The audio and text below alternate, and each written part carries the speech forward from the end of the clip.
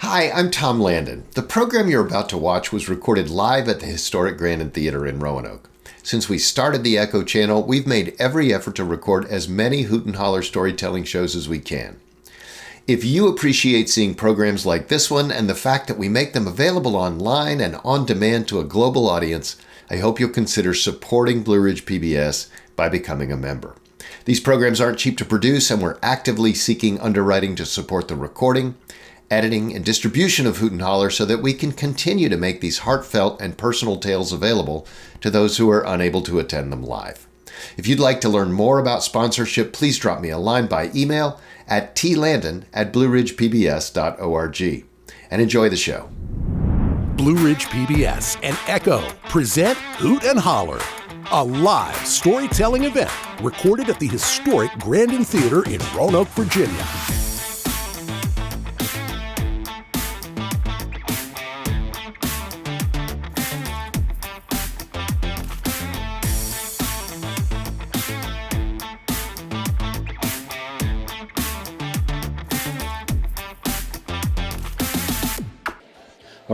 All right. How's everybody doing? Let's get ready to holla. All right, we got a packed room and a packed agenda, so I'm just going to give a little brief talk here. My name's Ian, and it's my honor and pleasure to be the executive director of this remarkable facility. Raise your hand if you're new to Hoot and Holler. Okay, now we're talking. We got some people in the audience. We've been doing this for a long time in this facility, and I'm going to put them on stage in a little bit and let these wonderful storytellers do what they do. The one thing that I did want to tell you about, for those of you who are in philanthropic, this is a little pitch for this theater, but not necessarily this theater, but actually one of the more remarkable programs that you'll find in the region. Across the street, housed in the Heights Community Church in its 8th year, is the Grandin Theater Film Lab. If you're not familiar with the Grandin Theater Film Lab, this is an after-school program for high school age students, and they are epic filmmakers. It's not a movie club. We don't show them movies and they sit around and talk about them and eat popcorn. We put cameras, lighting equipment, audio equipment, editing equipment in their hands in the first week.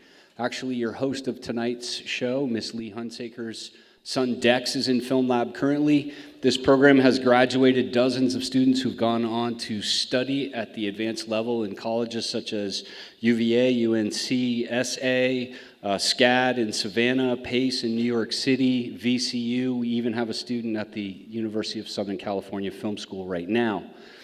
Yeah, it's a big deal.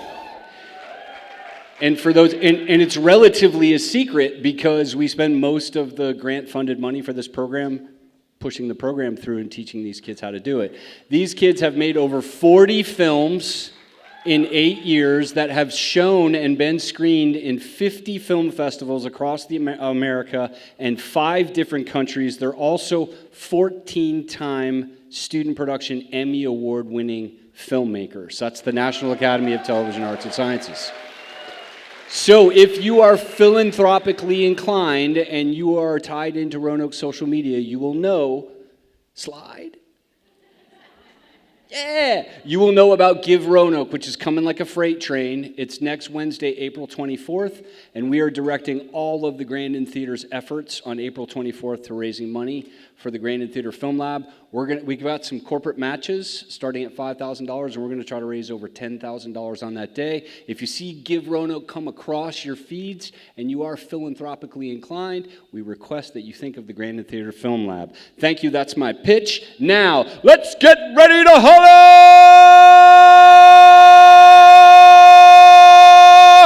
Ladies and gentlemen, comeback stories for Hoot and Holler, Miss Lee Hunsaker. Hi. Welcome to Hoot and Holler. I'm so glad to be here. Oh man, we have had a magical few weeks getting this show ready. You are in for so much beauty and truth and emotion and laughter and tears and all the things that make us human beings and all the things that make us have stories, right? So we have a lot to get through. We're having an after party, which we'll talk about later. But I want to just real quick thank, of course, this beautiful room and staff of the Grandin Theater. This is our home in a million different ways, and they treat us like royalty. So thank you for all you all do. Patrick, James, Ian, staff, thank you. Thank you.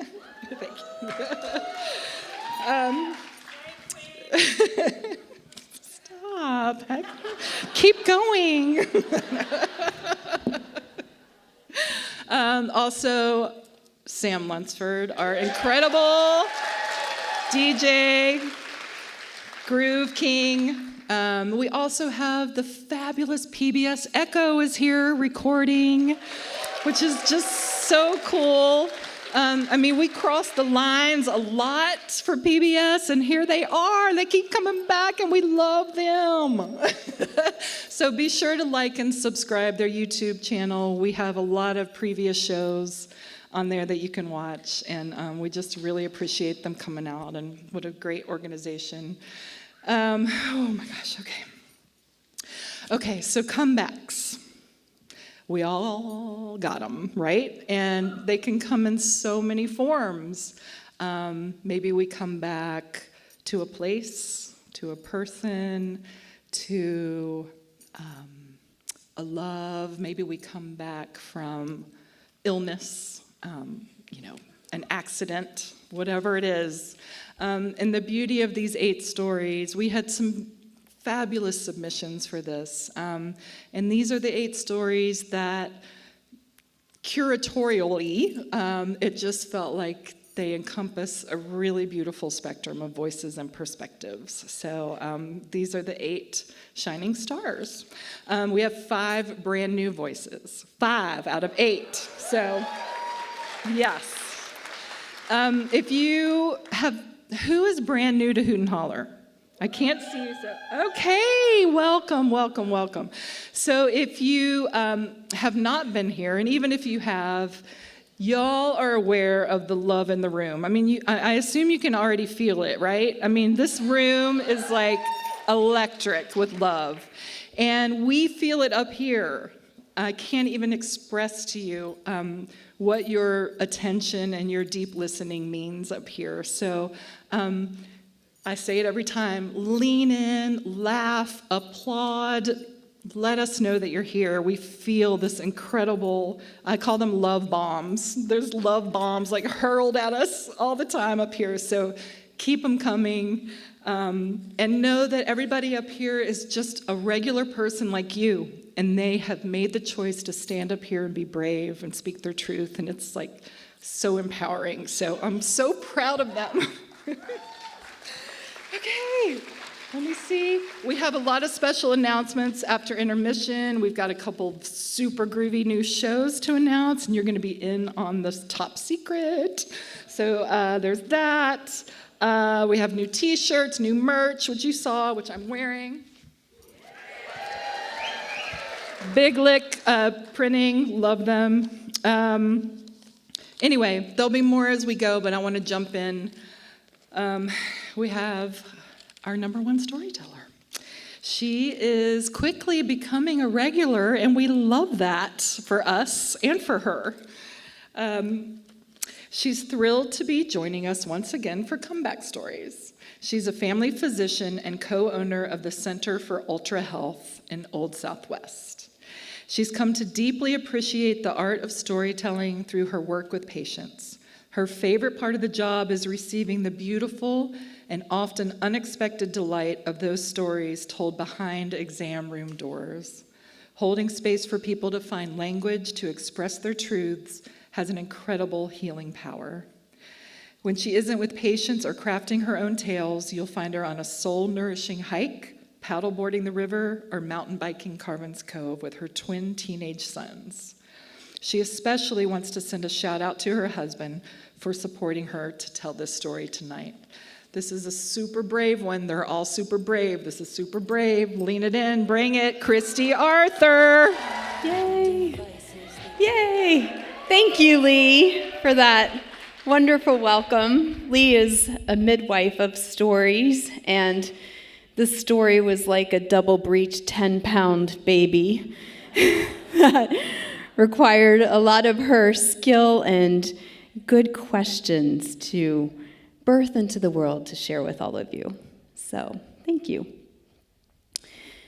So, I want to start off, I want to talk about those Pampers commercials. When I became a mom in 2010, I thought my life was going to look just like this, with like pastels and butterflies and serenity. But really, my postpartum course looked more like this. Yeah. A freaking dumpster fire in the middle of a frozen tundra. So my pregnancy had been difficult on top of carrying twins.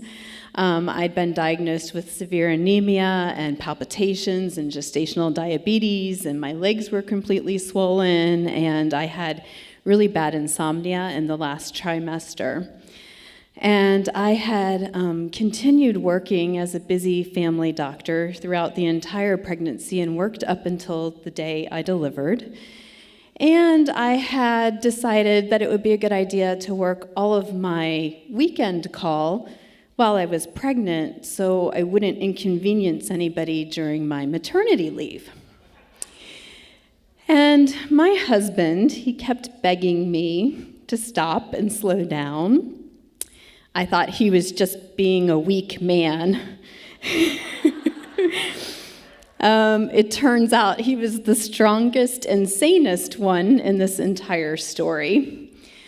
So luckily, my children were delivered. The delivery was uncomplicated, and they were healthy and fine. But I was exhausted. And in fact, in this picture, they are wearing these knit caps because they hadn't yet received their first bath. I insisted on being the one to give them their first bath, but I wasn't strong enough to stand and do it until after this picture had been taken. So I made it home after the delivery, but within a week, I was readmitted with a severe uterine infection, and I was admitted to this like teeny tiny matchbox of a room with barely enough space for a bed and a window. And I was in MRSA isolation without my husband, without my kids, completely alone. And I was determined to breastfeed these children. So I was pumping every 2 hours, and it was snowing again. And the sounds of the hospital, the call bells and the IV bells and the code blues and the gold alerts, they really jangled my nerves and had me on edge. And even though I was exhausted, I could not sleep. Night after night, I tossed and turned in that little tinderbox of a room. My brain felt like it was on fire, and my head was killing me. Everything smelled like it was burning. Everything tasted like charred rubber. I started losing track of the days. I named my IV pole Ivy and befriended her. And underneath it all, I had this seething, smoldering irritation. So when the janitor crew arrived at midnight to wax the floors with ammonia, and that obnoxious odor hit my nostrils, I lost it. I exploded out of my room like a firecracker. "You will not wax these floors." Then I turned on my heel and called the hospital administrator and gave him or her an earful all about the idiocy of waxing floors at midnight using a substance we use to revive unconscious patients. I think I must have been terrifying. There was no waxing of the floors that night. Believe it or not, I was discharged from the hospital the next day. Yeah. And my brain continued to have a field day. So I entered a sweepstakes every single day. And I was certain that God had destined for me to win this. Because, certainly I was being tested like Job, and I was demonstrating my faithfulness by entering this sweepstakes every day. And I would certainly be rewarded. Well, spoiler alert, that did not happen. And even with double Ambien, I was sleeping only 2 hours of night. I was texting all the time. I even applied to be on a couple of work committees via email. And all of this only ended after my husband took the computer away. And that smoldering irritation that I had felt in the hospital, it was just growing. So in the week that I'd been away, my husband and my mother-in-law had, fallen into a really good rhythm with taking care of the babies, and I felt like I was catching up. And my ire fell on my mother-in-law, who I thought was constantly pushing me aside and taking charge and just jumping up to take care of the kids before I could. She even, thought I was on my cell phone too much and delivered a lecture about that with rules that I had to follow for when I could and couldn't be on my cell phone. I was pretty angry. This time, though, I stuffed that anger down, and that fire went underground. And I was still determined to breastfeed, even though I was on so many medicines they couldn't drink any of this breast milk, but I was still pumping. And everybody was like, Christy, you've got to stop. But I felt like I had something to prove. I felt like I needed to prove I was a good mother. And part of it was just because I had this shameful secret that maybe, in fact, I wasn't a good mother. Maybe this was a mistake. And maybe my life would never be okay again.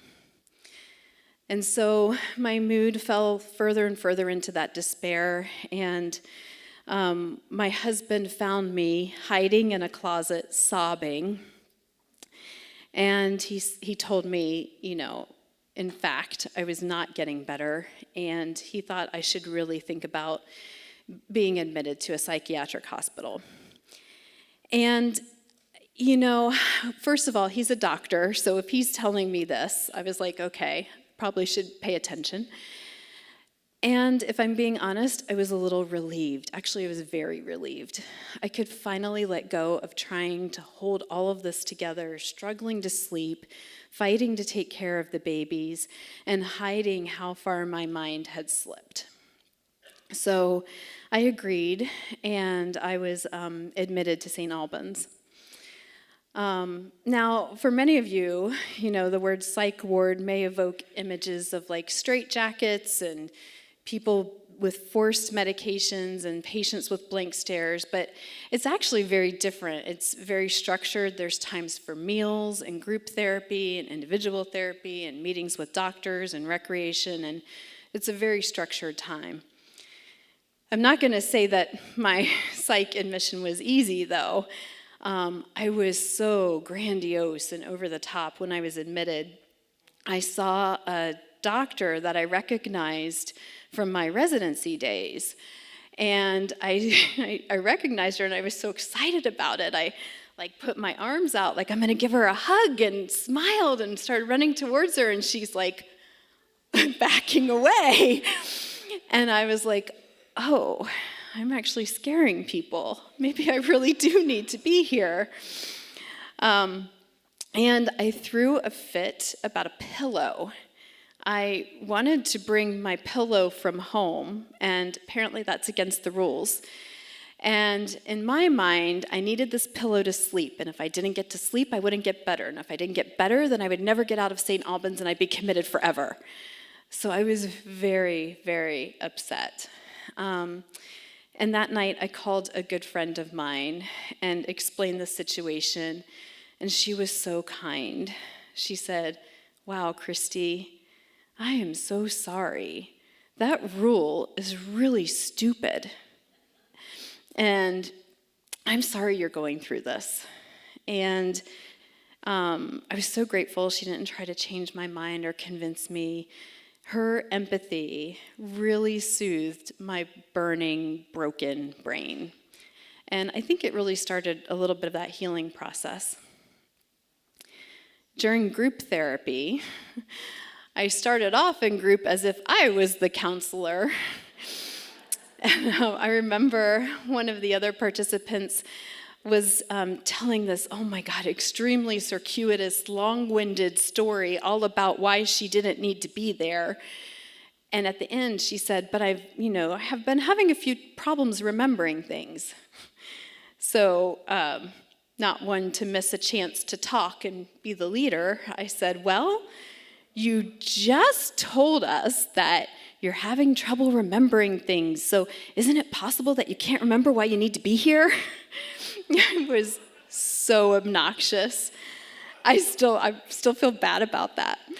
But eventually, my defensive armor fell away, and I shared with the group how angry I was with my mother-in-law for that cell phone lecture and for, taking over the baby's care.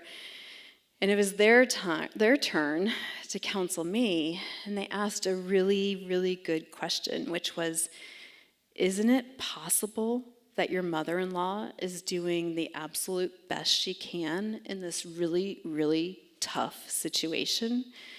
And actually, aren't you very lucky to have her taking care of the babies even now?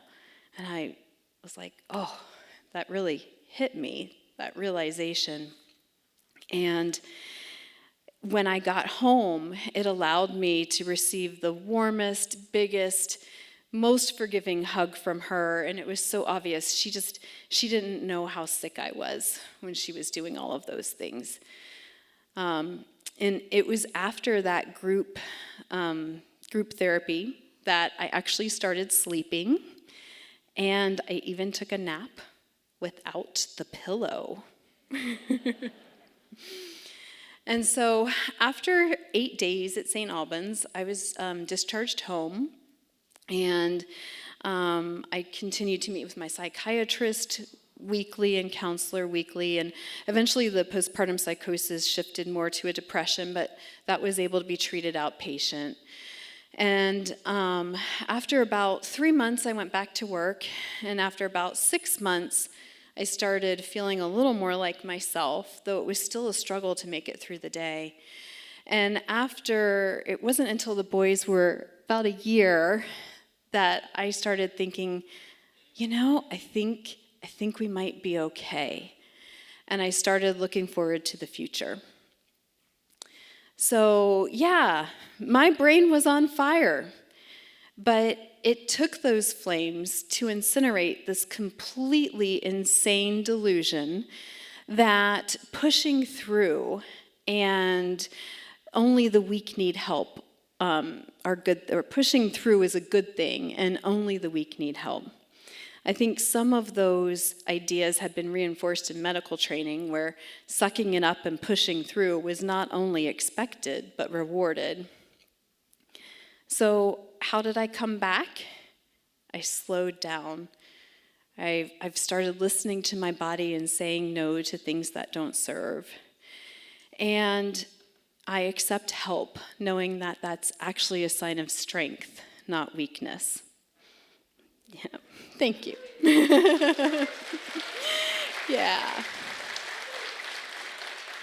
Yeah, because if I've learned anything through all of this, it's these two things. One, we all need each other. It is way too hard to do this alone. And the second thing is about those Pampers. They are absolutely full of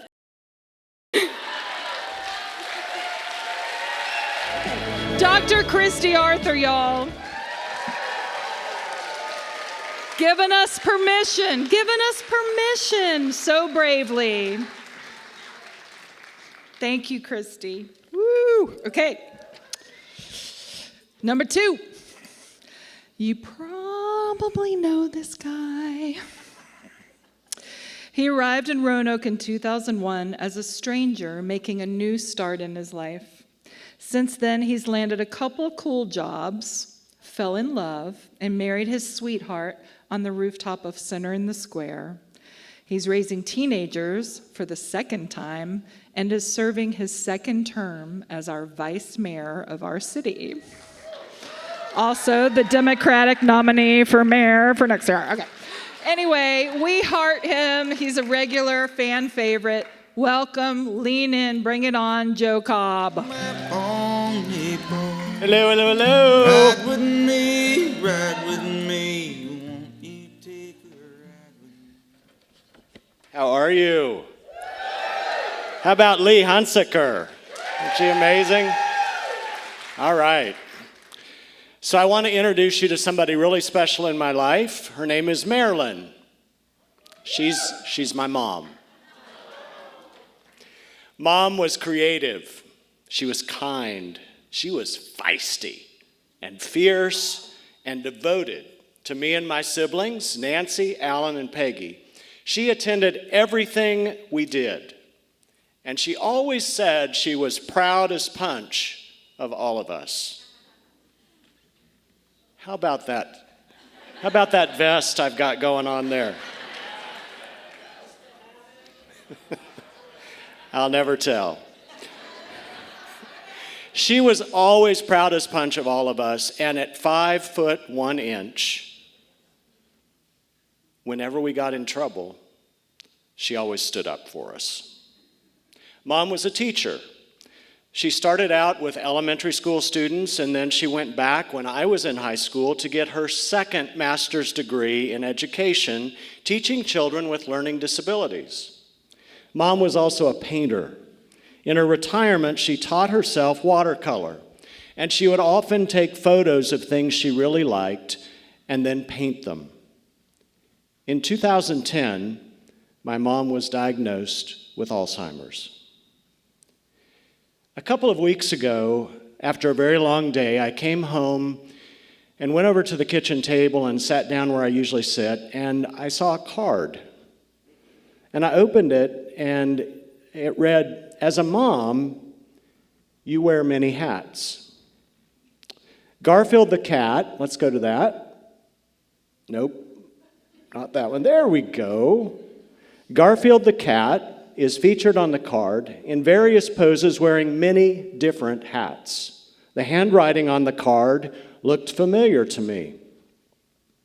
On the inside of the card, it reads, "But here's the one you really deserve." Garfield is holding a crown with the word Father written on it, and on his belly, "Get your lesson plan ready." And the card closes with Happy Mother's/Father's Day. Now, when I first sat down and found this card, I thought it was a new card that had just arrived in the mail. But then I noticed a small handwritten note on the inside, written by my mom to my husband James in 2007, which read, "Dear James, again, I am excited to be a grandparent to your new child. Now that you have your hats, spend this money on the baby's room. November will be here sooner than you know. Loads of love, Papa and Granny." As I held the card, I trembled. I was holding some of the last remaining evidence of my mom's love, given so freely and clearly before this damned disease erased everything from her mind and left her body in a childlike cocoon. Like a spirit from the heavenly realm, she had come back to me to remind me that when the shit is thick and the noise is loud, that the love who took me into her arms 62 years ago has and never will let go. My mom died from Alzheimer's 10 years ago on April 23rd. I remember when the first signs of her dementia began to show up. She was diabetic, and on more than one occasion, she would go into a diabetic coma, so it was important for her to take insulin. And normally she could give herself insulin, but I began to notice when I would visit her that she would pinch her belly but not be able to guide the shot into her belly. So eventually I just started taking the syringe from her. And while she held her belly, I put the syringe in. Mom was never really a fashion icon. Polyester was her gig. Yet when she began wearing mismatched socks on the outside of her pants, and then panties on the outside of her pants, my quiet giggles turned to quivering grief. "Come back, Mom," I kept whispering to myself. Eventually, Dad began to tell us more. He said he would try and give Mom her medicine, and she would take them in her hand and then look up at him and smile like she was going to take it, and then she would wait until he turned around and then just quietly tuck it down into the recliner. Sometimes she'd go into the kitchen to fix something. She'd turn the burner on the stovetop and return to her chair. One time, their neighbor heard a lawnmower start up on the other side of his fence, and when he went outside to see who it was, he saw my mom. Mom never mowed. "Come back, Mom, please." The final alert came one night when Mom got in her car to drive to a women's group at her church, and she never arrived. She got lost along the way. And miraculously, somehow, she found her way home. When we took our parents to look at senior living communities, Mom would always get teary-eyed. She was sad to see what appeared to be her future and angry that she couldn't remember what she'd had for breakfast that morning. And so after visiting a couple of places, the family got together to talk about options. And Mom and Dad and my siblings were all sitting in my parents' living room, and I was on the phone calling from Roanoke. We talked through all the places we'd visited, the high points, the low points, trying to encourage Mom to make the decision for herself about a place where she could call home. Near the end of the conversation, when I thought everything was going just great and we were close to a decision, my sister Peggy said, "Hey, Joe, what do you think?" And I took a deep breath. I remembered how when I came out to my mom at age 36, she came over to me, she sat down next to me, and she said, tears streaming down her face, "I don't have a problem with you being gay. I have a problem with you getting a divorce." I think she loved my first spouse more than she did me. But she also loved the family we'd created. But a year later, she pulled me aside and said, "You know, Joe, I wondered if you were gay in high school." And after I picked my jaw up from the floor, I asked, "Well, why didn't you say something?" To which she smiled and said, "Well, you kept going out with girls, so I just didn't worry about it." I remember when she met me in the middle of a swimming pool in Branson, Missouri, at a timeshare that they had reserved for their 50th anniversary, with all the family gathered around the pool, and she told me about an article she had just read about the role genetics play in one's sexual orientation. In the middle of a pool in Branson, she was talking to me about the gene pool. She was always learning, always teaching. I remember when she and Dad drove for 3 days from Wichita, Kansas to my ordination as a clergy in the Metropolitan Community Church right here in Roanoke, 5 years after I'd surrendered my credentials as a United Methodist clergy in the church she and Dad had raised me in, and how furious she was that my credentials had been taken away, not to mention that on my last Sunday as a United Methodist clergy, I had dressed in drag to send off another pastor on his last Sunday at the church we were serving.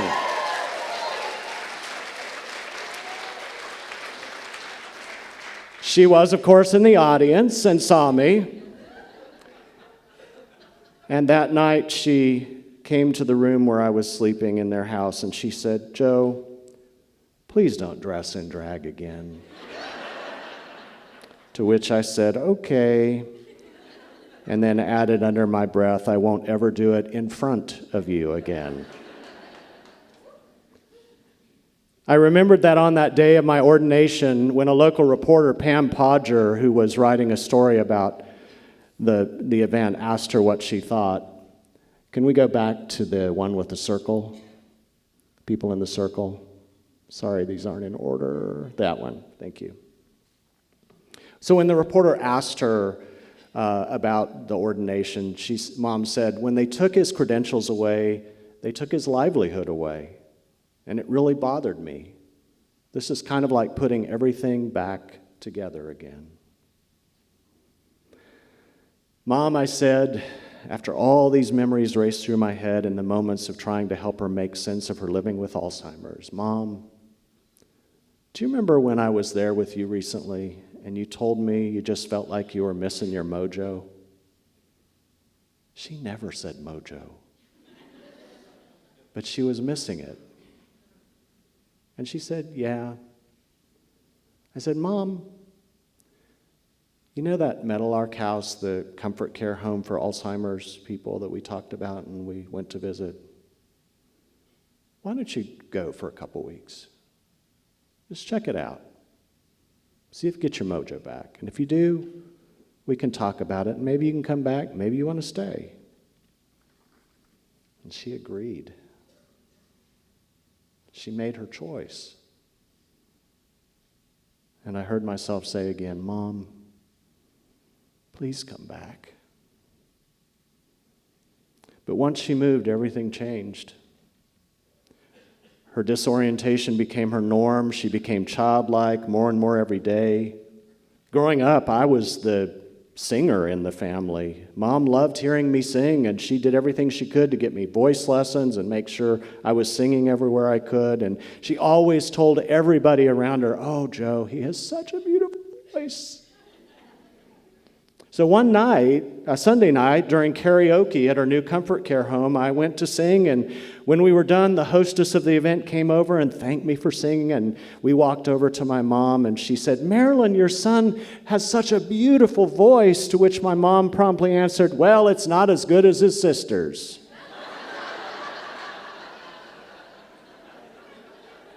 The shade.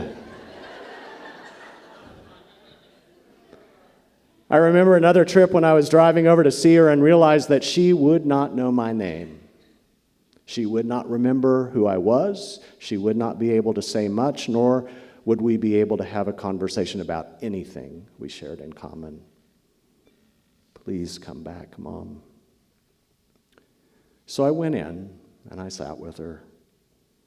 And I sang a song she'd learned as a child as we sat together at the table. Pony boy, won't you be my pony boy? Don't say no, here we go, right across the plain. Marry me, carry me, right away with you. Giddy up, giddy up, giddy up. Whoa, my pony boy. And about halfway through singing that verse, I noticed her mouth begin to move. And she started to sing.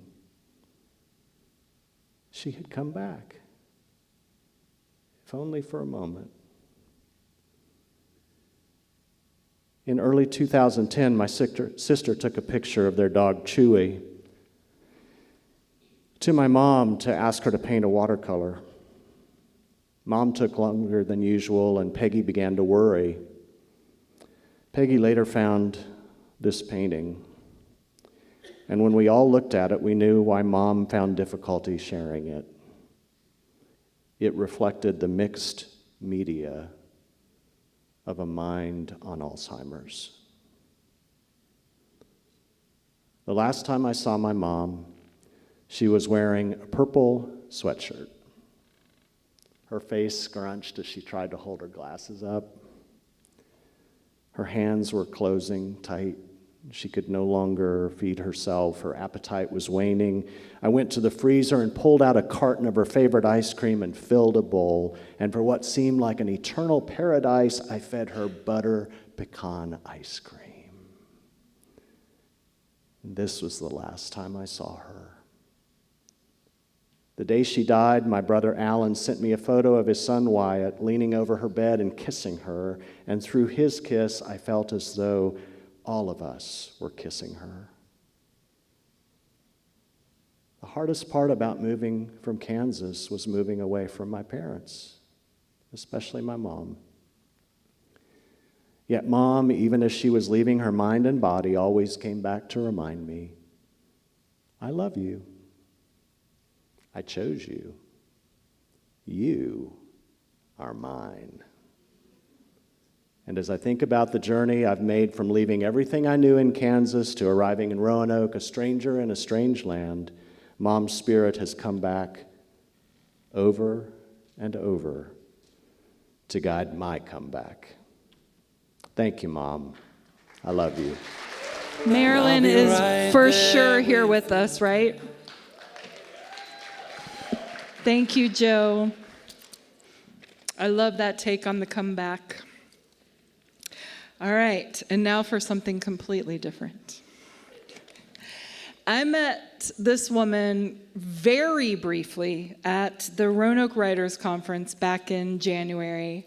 She read a little snippet of what you're about to hear, just a little teaser, and I basically tackled her and said, I don't know who you are or what you're about or anything about you, but you will share a story at Hoot and Holler. So she was, handpicked and was given no choice but to be here tonight. She is a delight. She's a writer and a professor of English. She grew up in a military family. Her father was an army officer during World War II, and her mother was a French war bride. She has moved around a lot before settling in Roanoke in the early 90s. This is not nearly enough of a biography, but you're about to get a little bit of a backstory. Please put your hands together. First-time storyteller, Marilyn Moriarty. What a difference 50 years makes.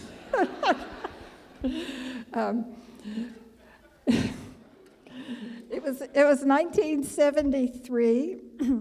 Tina Turner was still performing with Ike. The Vietnam War was still continuing. And I got involved in a prison escape.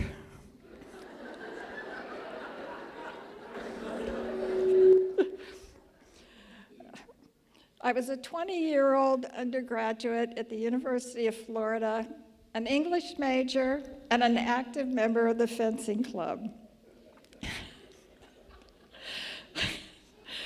In the school newspaper, I read an ad from an inmate at Rayford Prison. He wanted to write to someone about art and literature, and he wanted to exchange creative writing. I found a pen pal.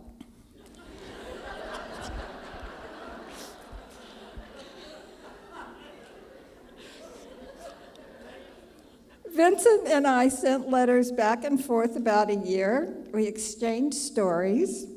But in between the pages of a really nice story, like the one with a father and a grandfather doing something with horses, he hinted at the horrors of prison life, like a shanked dude whose skull wouldn't flush down the prison toilet.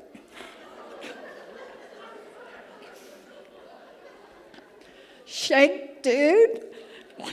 That was murder, wasn't it? I didn't know if it was true. I didn't know what I should do about it. After all, he was writing stories. And if something like that did happen, it happened long before I knew him. Besides,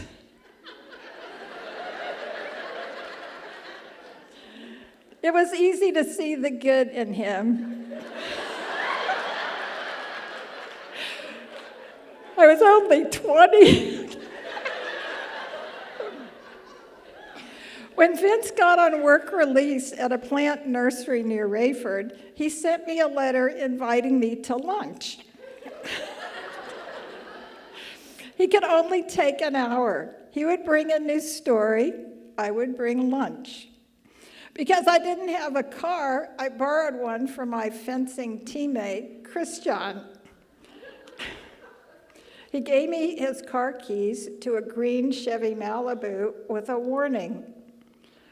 My fencing bag is in the back seat. Don't open the bag. My dirty socks are in it. So on a Friday morning, I drove north with a picnic basket and Christian's fencing bag on the back seat and Vincent's letter folded in my purse. At the nursery, I pulled up to a sentry booth and told the guard I had come to have lunch with Vince. The guard said I couldn't come in. I said I had been invited.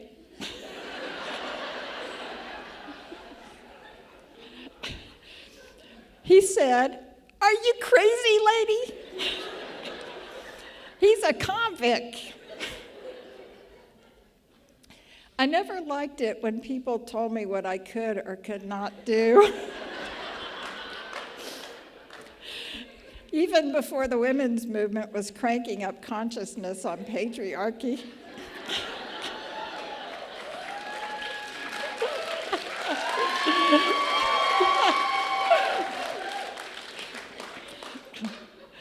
My ire rose and then fell. It was kind of a long drive for nothing, but if I got home early, I could get some ice cream before General Hospital started. The guard gave me permission to turn around in the lot. I looked down the road and I saw a figure in prison whites. I'd never seen Vincent before in person, but who else would be waving a manila envelope?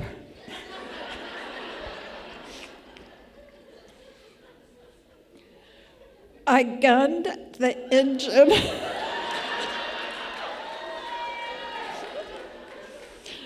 I knew it was wrong, but I figured I could just zip down, grab the envelope, turn around like the Pony Express. It wouldn't take a sec.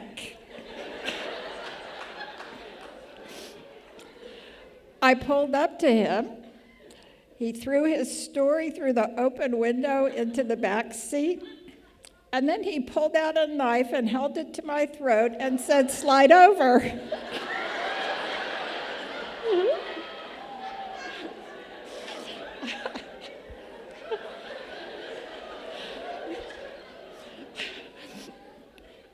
I did just that.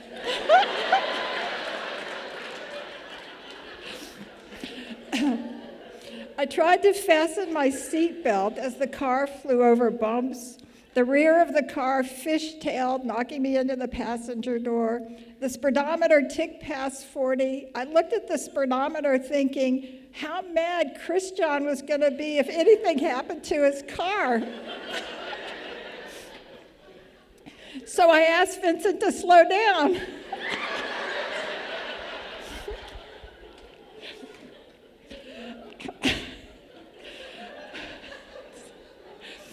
A car horn blasted behind us. The guard at the gate had started following us. I didn't know it at the time, but he had a shotgun. We were now in a chase. I noticed we were speeding into the woods, not out. This did not seem like a good escape plan. So I asked Vincent again to slow down, to stop, to please let me out at the corner, even though I knew there was no corner in the woods.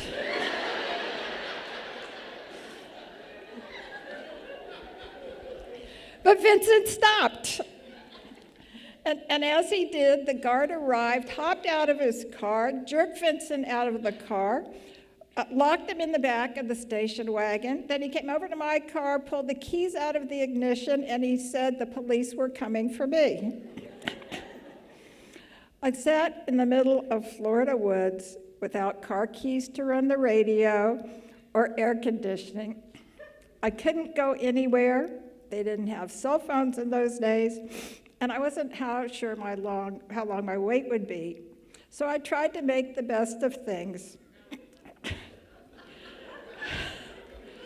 I grabbed the picnic basket in the story. I hopped up on the hood of the car, popped the top on a tab, and waited to be arrested.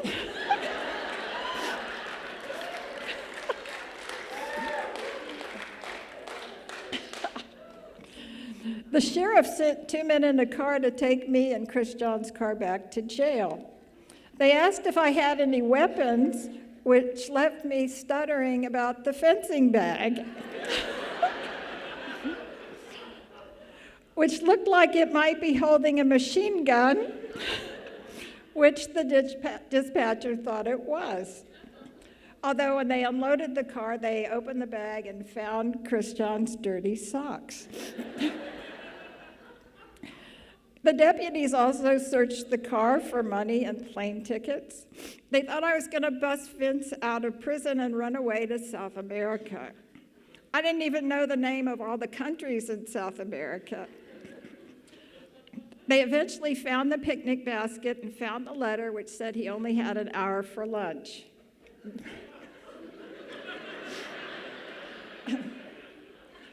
By then it was pretty clear I had not intended a breakout. What did he tell you he was in for? The sheriff asked. Car theft, I said. The deputy printed out 3 dot matrix pages. Drugs, dealing, theft, assault, carrying a concealed weapon, grand theft auto.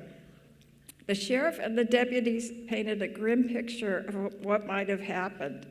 They thought he was going to take me out to the woods, rape, and kill me. When the sheriff said, we would have been looking for a body, my throat closed up and I couldn't speak. I felt like a child who awoke from a terrible nightmare. And while I wanted to be in a room with people, I didn't want to talk about the nightmare. I reviewed the facts. Vincent brought a knife to lunch. I brought a picnic basket. The sheriff suggested Vince had tricked me. You know how it is when you're in the wrong and you know you're in the wrong. There's only one thing left for you to do. Make it worse.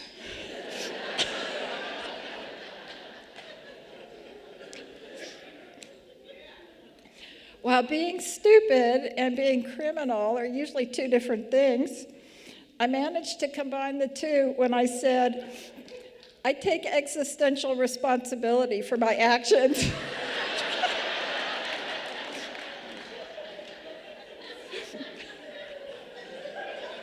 I said,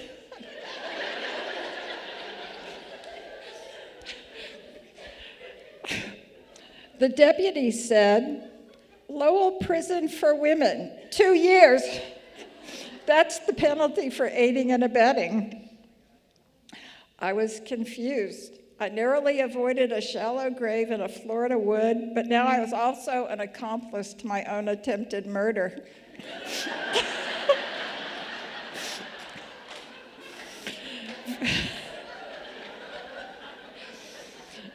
Victim or accomplice, which was I? I didn't know. I was just really worried what I was going to tell my dad. I wanted to finish college, and I wanted a teaching job. A prison record would keep me out of jail. So I eventually admitted that, yeah, maybe I was tricked. The entire tone of the meeting changed. The deputy asked me to type my statement.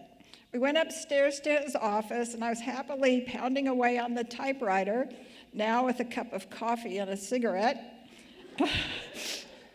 The deputy stayed in the room with me.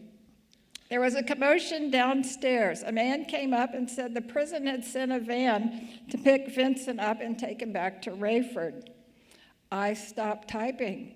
Where was he? He was in the room next door. I had thought it was safe. I had remained calm in the car chase. I had stayed polite under questioning. I had stayed so calm that the sheriff and deputy needed to shake me up. And shake me up they did when they said we would have been looking for a body. But learning Vincent was in the next room with only a wall between us made my breath freeze in my chest. I started to hyperventilate. I was hyperventilating so rapidly it sounded like hiccups. Tears squeezed out amid the hiccups. I didn't see Vince leave. My hiccups must have really annoyed the deputy because he offered me a tour of the jailhouse. So I followed him downstairs and walked around the sheriff's office, and the walking normalized my breathing. The sheriff showed me photographs of stills they had busted and drug paraphernalia they had confiscated. Vincent was sent back to prison. 3 months had been added to his sentence. After he got out within the year, he would later move to California and has since passed away from cancer. No charges were filed against me, so I was ready to go home. But that was not to be. The sheriff had called my father. They would not let me out on my own recognizance. My dad was a widower and a decorated Army veteran of 2 wars who now taught 6th grade. He lived in Jacksonville, Florida. At the end of a school day on a hot Florida Friday afternoon, he was going to have to make a long drive to Baker County Jail in McClenny. He hated the heat. He hated long drives. Christmas and holidays, he would say, "Can't you take the bus?" When his car pulled up in the lot, I ran out to hug him. "They were really nice, Dad. They gave me a tour."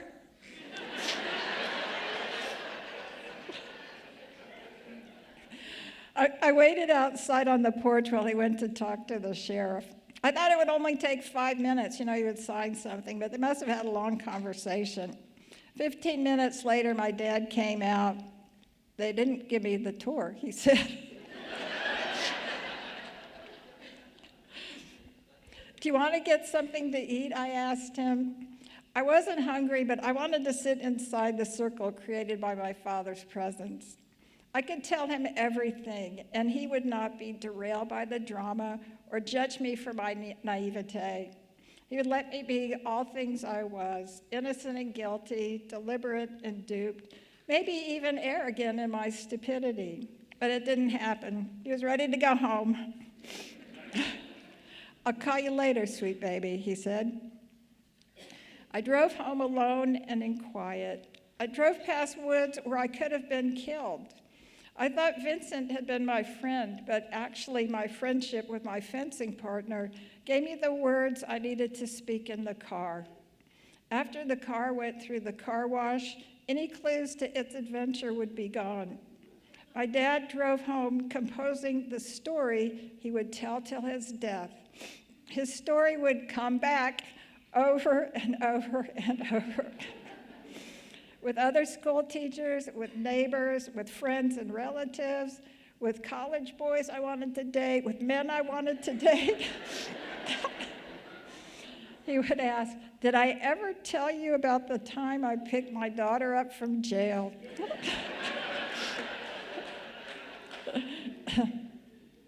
40 years later, my dad has been in the grave. He was a veteran of 2 wars, and he raised 3 teenagers by himself. I still smile when I think about his last words to me when he pulled out of the Baker County Jail. "Next time you're arrested, do it closer to home." Thank you.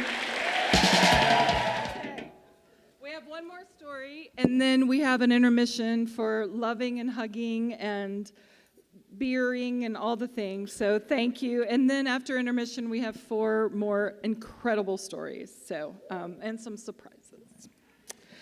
All right, here's another first timer. Get ready. Strap it on. Strap it on. Strap in. Strap in. What? Okay.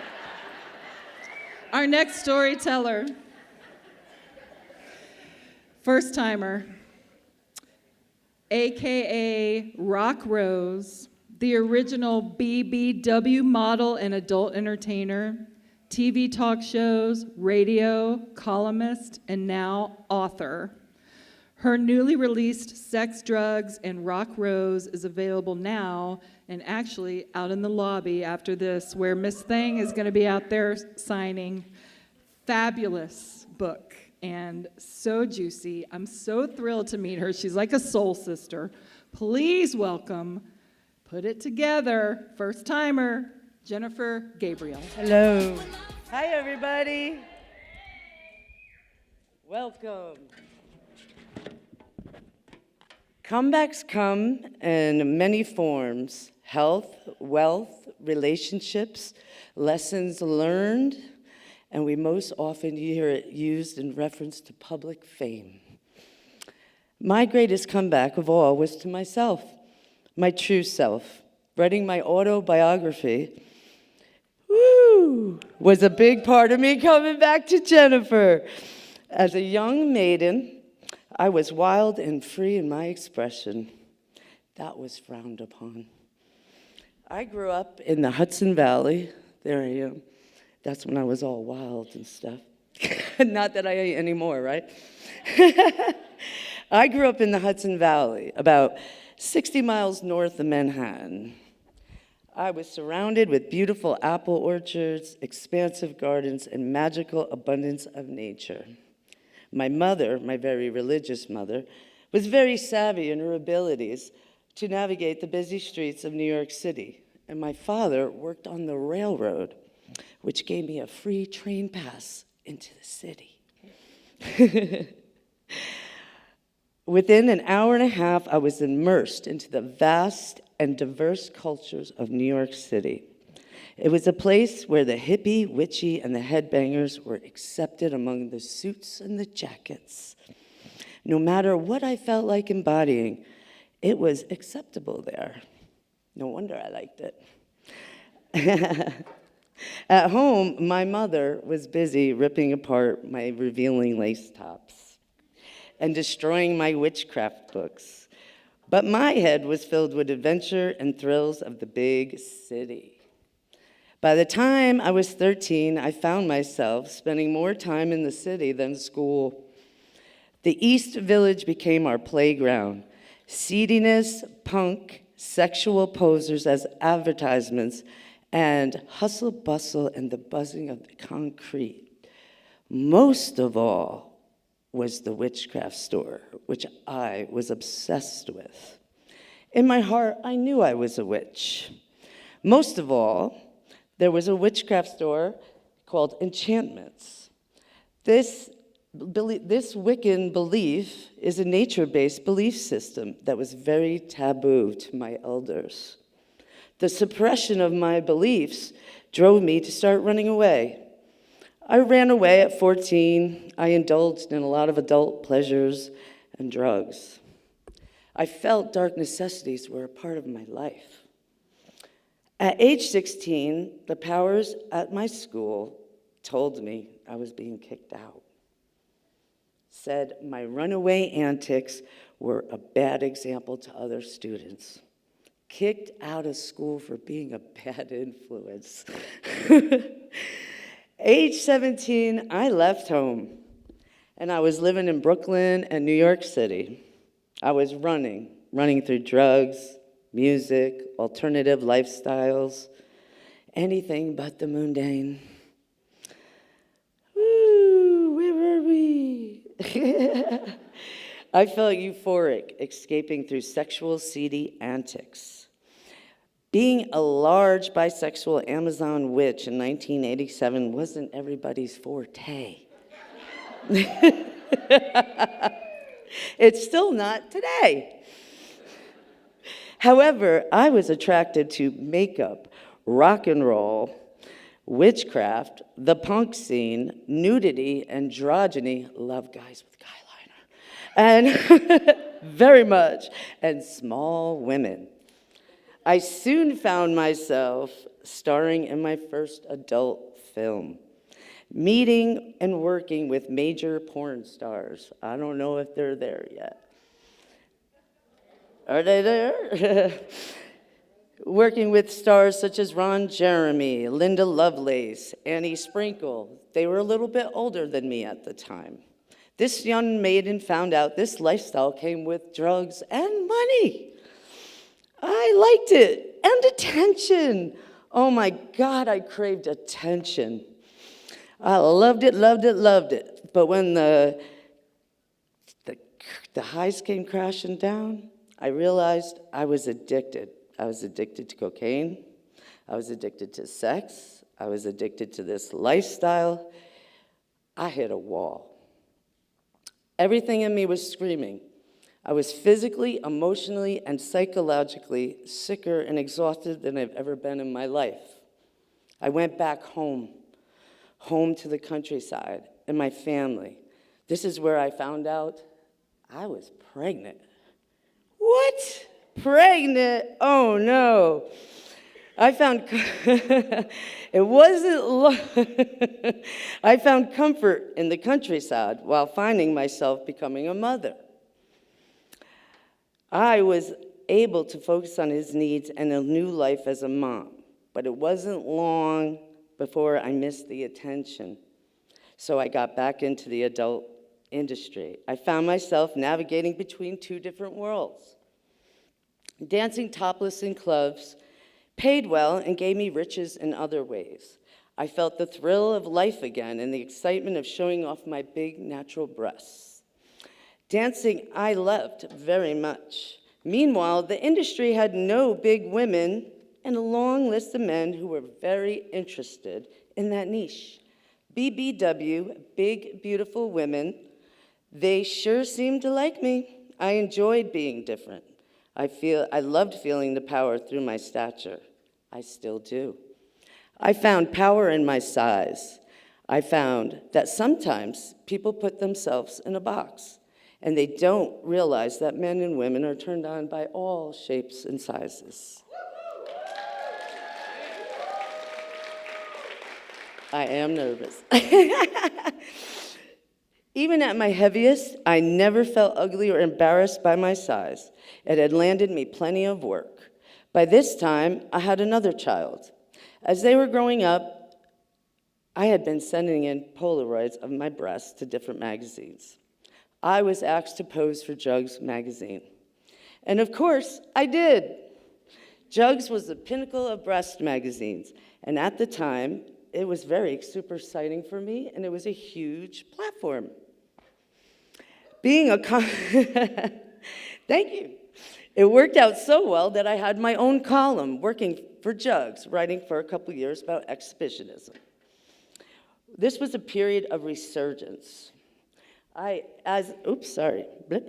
Being a columnist gave me the time to explore nature and music with my children. I remember us all singing as they were growing up in front of me. They were both accepted into the Hudson Valley Conservatory, an art center. It was a performing arts center owned by Samuel E. Wright in Walden, New York, where I actually performed dinner theater myself. It was a period of resurgence. I was coming back to myself in my career, and it bloomed in a new way. I had now done 58 magazine covers. I had layouts in different big girl and big breast magazines. The freedom and the acceptance was beyond measure. I traveled all over the world with fetish wrestling, dominating men. Yes, I wrestled men and women. I also did TV appearances, such as Geraldo, where I wrapped my breast around his head, and Howard Stern's show, acting and performing in dinner theater as well, and radio. As a swinger bisexual mother, I found myself in both worlds, a career and a family, but I never hid who I was from my kids. I never hid behind any religion. I never used excuses for who I was. I was just being who I am. Being immortalized as a DC comic book character was one of my highest highest moments in my entire career. Thank you. Portrayed as a strong, tall, powerful woman by Ted McKeever in Industrial Gothic magazine. Yeah, DC Comics. I was in the adult business for over 2 decades. And while it was wild and fun of experiences, nothing stays the same forever. I met my now and current third husband. The experiences I gained with him gave me more insight to the universe than I ever acquired in the adult industry or any previous relationships. Retirement from the adult industry, I found myself traveling the country in a new way. By CDL, I drove big rigs with these big jugs.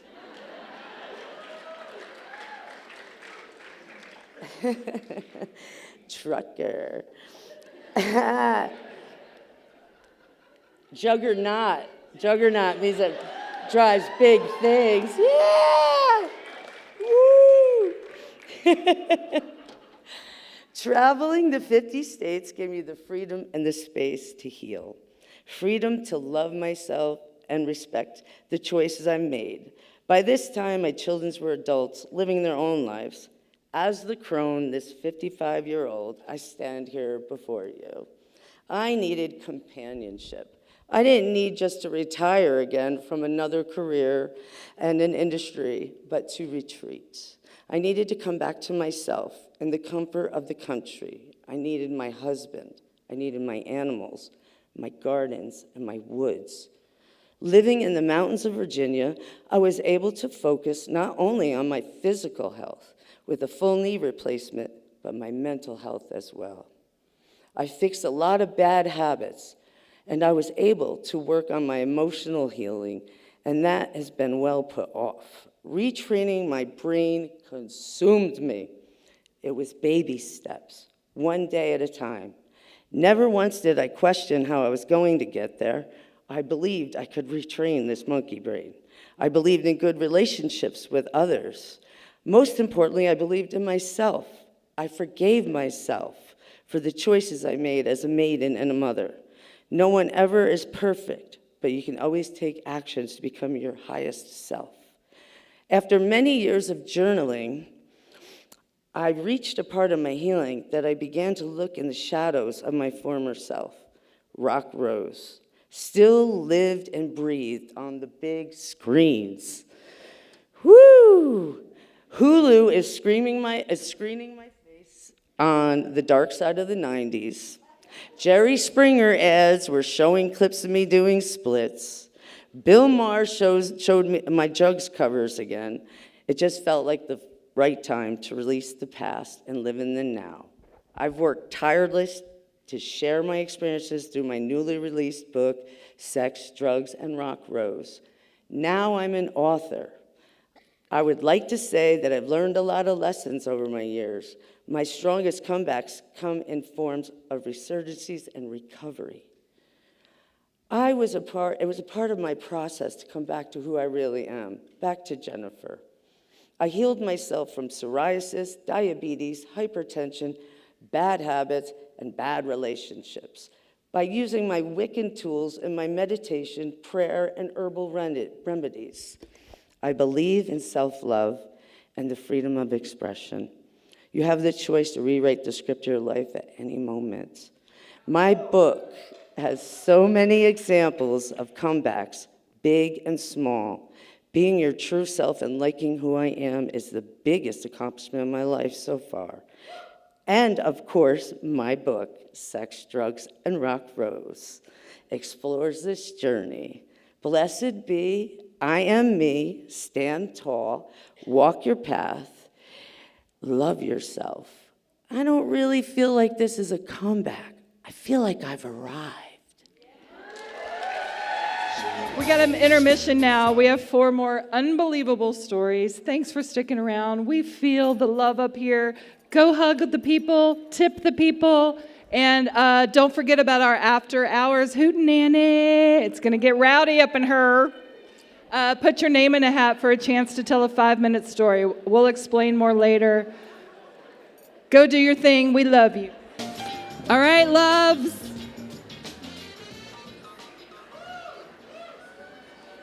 Woo! Yes. Okay, so much, right? I always say this and I always seriously mean it. I wish we could just turn this into a pajama party. I mean, would we not have the best time? We could just like have s'mores and PJs and campfires and anyway, one day we'll do like a Hoot and Holler camp out, and I'm not kidding. I got a lot of things percolating in this brain. That's all I do. Okay, so before we get on to our next incredible first-time storyteller, real quick, sneak peek to the next show. 2 shows. Number 1, I decided on the theme like 2 days ago. We're going to be back here June 12th, which is a Wednesday, but it's summer, so the theme is going to be the animal kingdom. And isn't that cute? They put the tickets on sale tonight just for y'all because you know we sell out. I haven't even done a storyteller call yet or anything, so this is like early, but I will be publishing this publicly very soon. But I have wanted to do this theme for a long time, and I think it lends itself to so many cool things. I mean, aside from just animals, but then we have like animal instincts, we have animal like prey and the chase, and like it's wide open, y'all. So start to think about if you might want to submit a story pitch. We love having new people. We love twists on the theme. And I imagine this one is going to be super rowdy fun. So, it's on sale, like I said, on the Grandin website, The Animal Kingdom. So, you heard it here first. The second super cool thing that I'm privy to announce, there's going to be some other stuff coming, but that I'm privy to announce that just like got busted out today, is we've been invited out to the coves at Smith Mountain Lake. Which is gonna be so cool. I mean, that's gonna be like our camp out vibe. It's this beautiful venue out at the water, and Gary Jackson, who is here somewhere, has been so gracious and invited us out there. I don't quite know what the theme will be then, but you'll please watch the page for storyteller call. I'm feeling like it's going to be something about water, like summer camp or summer vacation, or I don't know yet, but it's going to be way fun. And so what's that? We could do pajamas and, yes, pajamas at the lake. Yeah. Maybe the theme could be like stepped on a pop top or something. I don't know. But we will... it's going to be soon when I decide, but I couldn't fit it in here while we were getting the show together. So just know that's coming. We're so happy to be invited out there. Those tickets just went on sale today. So you are like in the inner sanctum of announcements. Yay. Okay, other stuff coming too, but just pay attention to the page for that. Okay. Also, real quick, after this, like right after this, and hopefully a lot of y'all already have tickets, we are doing something that is giving me great anxiety, but I'm pushing through. We're doing an open mic, 5-minute hootenanny, which means my friend Joe Stanley has been working the crowd with our giant cowboy hat to encourage people to put your name in the hat for the potential to share a 5-minute story. We're going to draw names. There's going to be a timer up on the screen, and there's going to be a lot of love coming to you, and you get 5 minutes to share. So think it over. We are expecting rowdiness and great love, and please, please, please stay for that. It's kind of a separate ticket, but we just want you to stay. So, and then CI has been warned that we'll be there at 10:40. Okay. I think that's it for now. Our next storyteller, first timer. She grew up in the Lynchburg area and has lived in Vinton with her 2 tween daughters for the past 5 years. She grew up listening to her father's captivating tales, never imagining she would one day follow in his footsteps. But when she discovered the Hoot and Holler, telling a story on the stage became a bucket list item she gets to check off tonight. Fun fact. During an early foray into marijuana use, she found herself trying to deposit cash through a mobile banking app. Take a second, and then put your hands together and lean in. Brave story. Shannon Dominguez.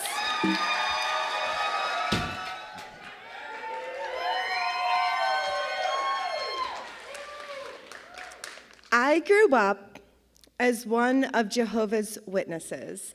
And look, I know that we're not supposed to speak poorly about groups of people based on their religious beliefs, so I want to make it very clear to all of you tonight that I do not hate the Jehovah's Witnesses. A lot of them are great people. And there are some rules and regulations within their organization that can cause serious harm. So I invite you to buckle up and get ready to hear perspective that maybe you haven't heard before.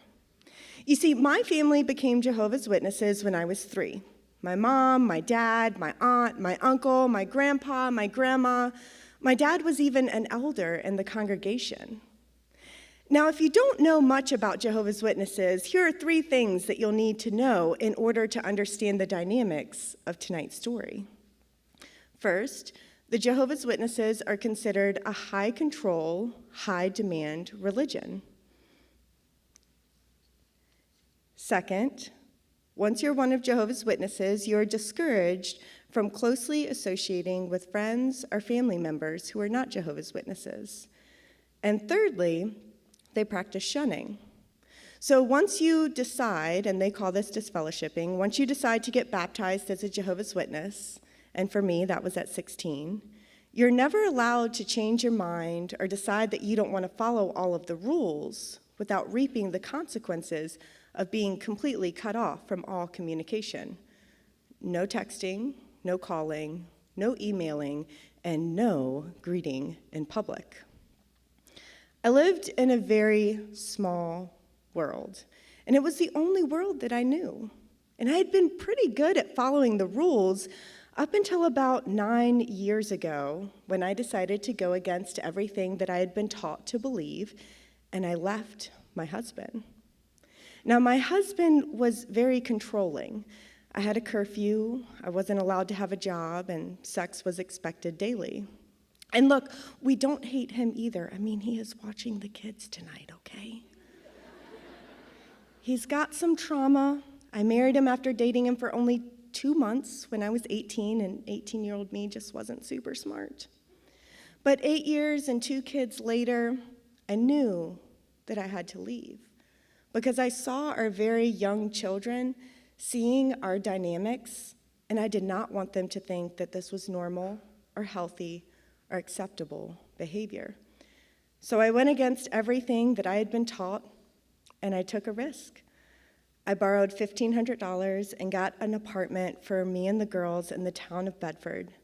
I had no job, I had no education. So I got busy, applying for jobs, finding childcare, filling out paperwork for food stamps, which is a part-time job in itself.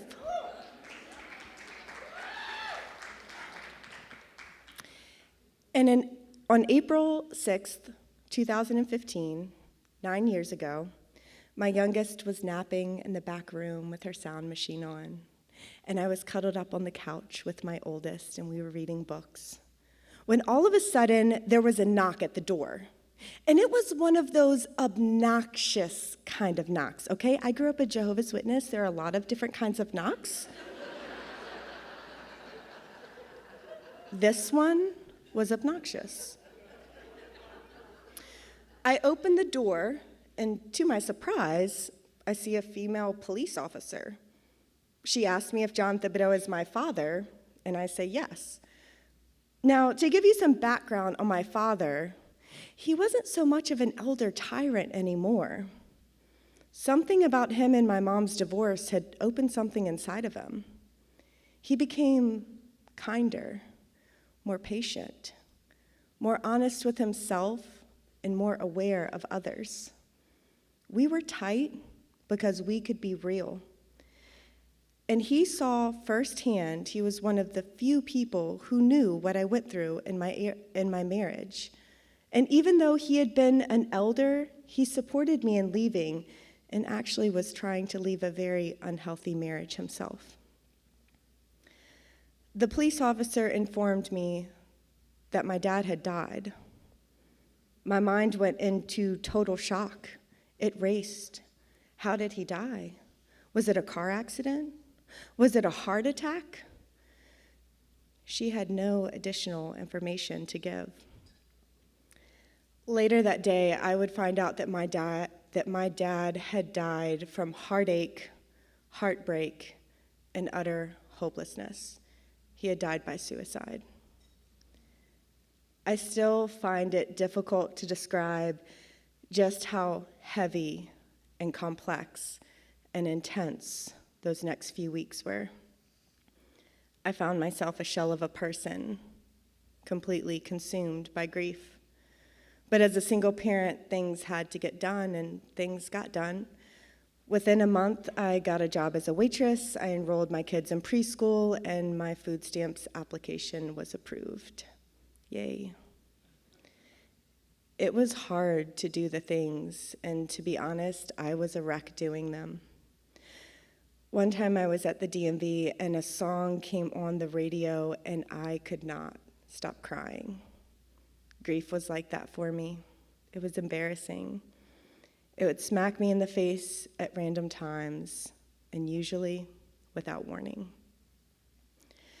During the month that followed my father's death, the elders from the congregations were on my case, encouraging me to return to my husband, reminding me to trust in Jehovah, to read the Bible more, and to meditate more on being a submissive wife. I did not want to go back to my husband. We had been separated for a couple of months, and I was actually starting to feel alive again, even in the wake of my father's death. In fact, I feel like my father's suicide woke me up to actually start living a life that I loved, instead of just being told what to do and how to think. I feared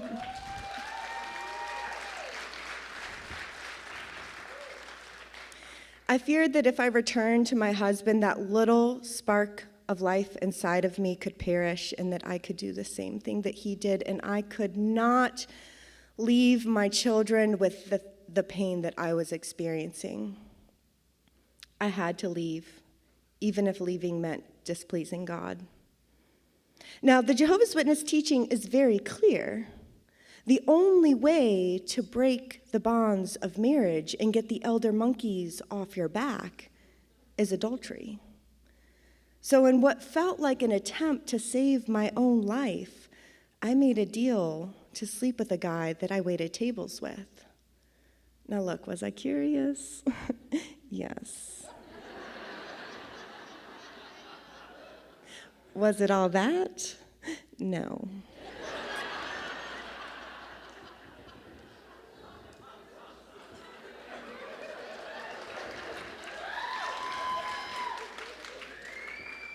It did, however, break the bonds of marriage, so mission complete. The caveat here is that committing adultery is a sin. So a judicial committee of 3 elders was formed to interrogate and cross-examine me in order to determine if I was guilty or repentant and if I would be disfellowshipped. I met with these elders in a back book study room of the Bedford Kingdom Hall of Jehovah's Witnesses, where they asked me questions like, did you climax? Did he ejaculate? How many times?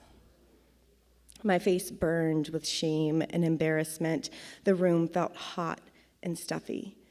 It was violating, humiliating, and very uncomfortable. Now, during some of these meetings, 3 of the meetings, during some of them, I cried and I begged, please don't disfellowship me, not at this time in my life.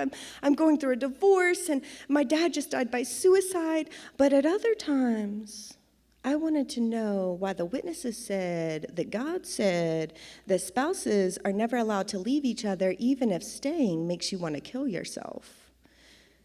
And I wanted to know why they referred to psychology articles as worthless, worldly knowledge, psychology articles on abuse. I may have even wondered out loud if the environment that they allow creates a playground for abusers to run rampant. I was found to be unrepentant, and my discipline was to be disfellowshipped. So within just a few months, I found myself going through a divorce, grieving the death of my father's suicide, and now losing my entire community.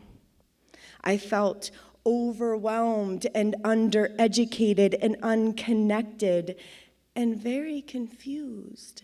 I had spent 26 years giving complete devotion, and just like that, I'm kicked out. I had no choice but to start over, and while a blank slate does hold a certain appeal, I didn't even know where to begin. I started examining all the different parts of myself.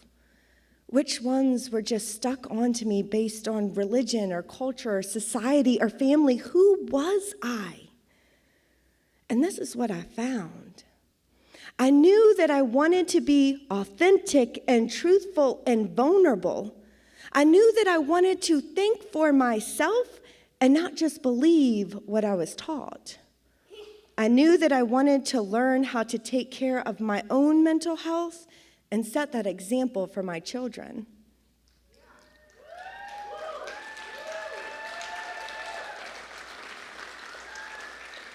I knew that I wanted to live a life that we would love, a life that would make us want to live. And so I set out to do just that.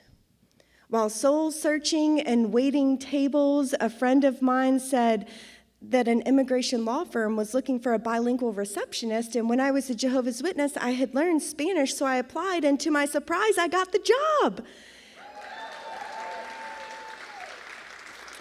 And from there, another law firm offered me a different position, and another law firm, and another.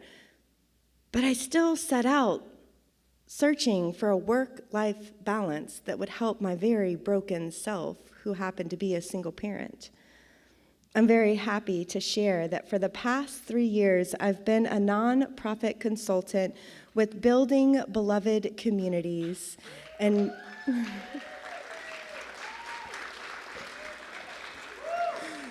we offer services to organizations that help sexual assault survivors and homeless youth. And I know what it feels like not to have community. So this work is very meaningful. It's also flexible and remote and gives me that work-life balance that allows me to be present with my children and encourage them to pursue their passions, which are currently cheer and gymnastics and theater, or maybe that's just a drama inside the house, I don't know. I never, ever thought that I would get to live the life that I live today. And through the past 9 years, there have been many seasons, some where I am thriving and some where I am barely surviving. I've learned more about religious trauma and how those series of events in 2015 wounded me. I've gotten curious about my own healing and probably watch way too many cult documentaries. I read all the books, not just the ones published by the Jehovah's Witnesses. In fact, I don't even read those anymore unless I'm trying to create content for my TikTok account. I have developed a sense of self where I even know what my favorite color is. Can you guess? Can you guess what it is? I wear tops that are way too low and dresses that are above the knee. But most importantly, my home is full of unconditional love.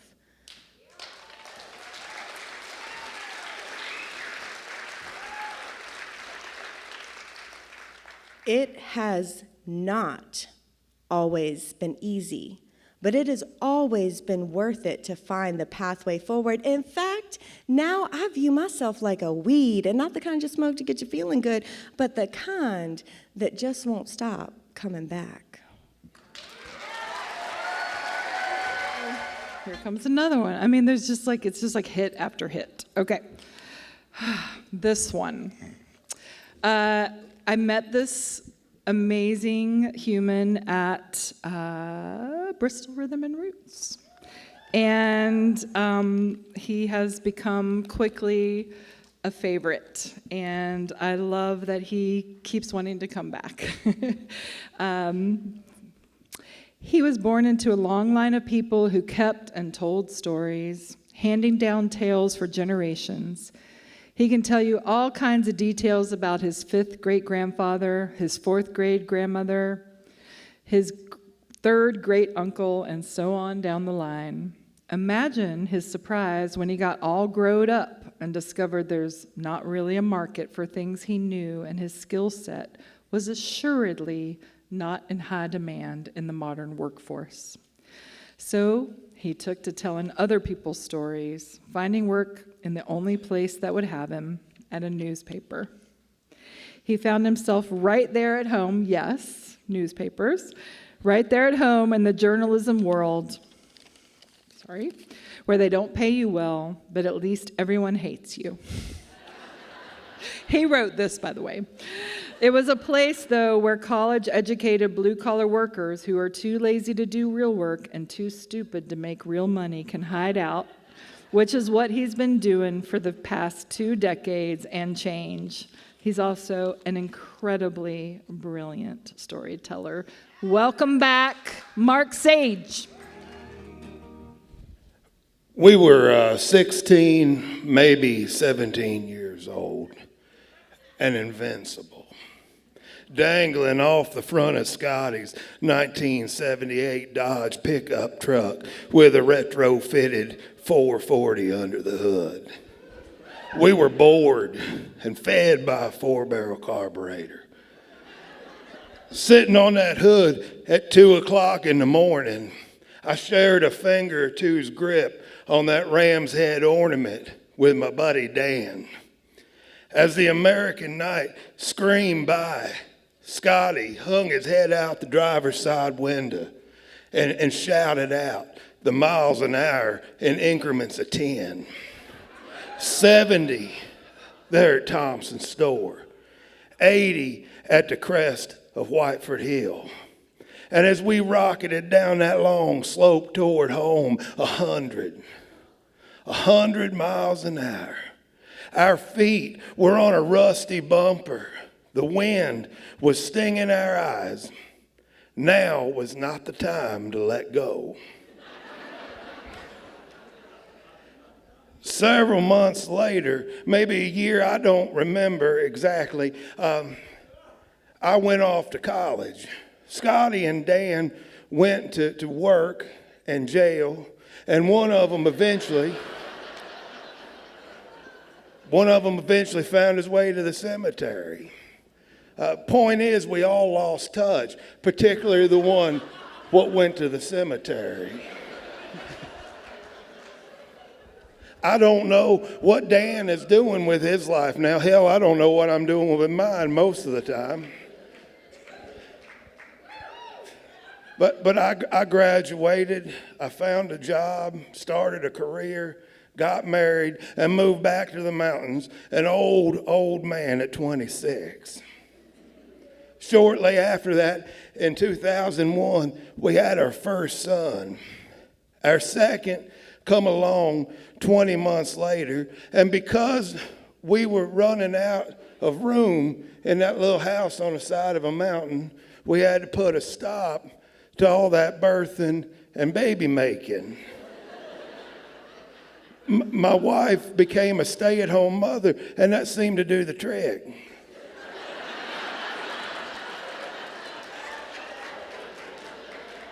But there we were, a family of 4, trying to scrape by on less than $30,000 a year.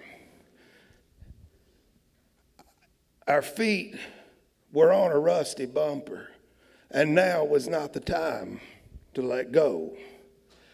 I went to work at a newspaper about an hour south and west of where we live there in Atkins, Virginia. And when I went in to interview, I figured that I wouldn't like it very much. It turns out that I was correct. I didn't like it very much.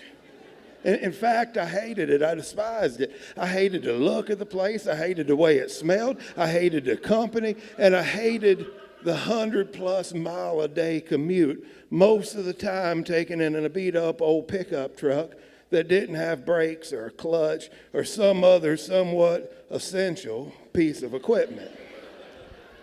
I simultaneously feared getting fired and prayed that it would happen. And it didn't.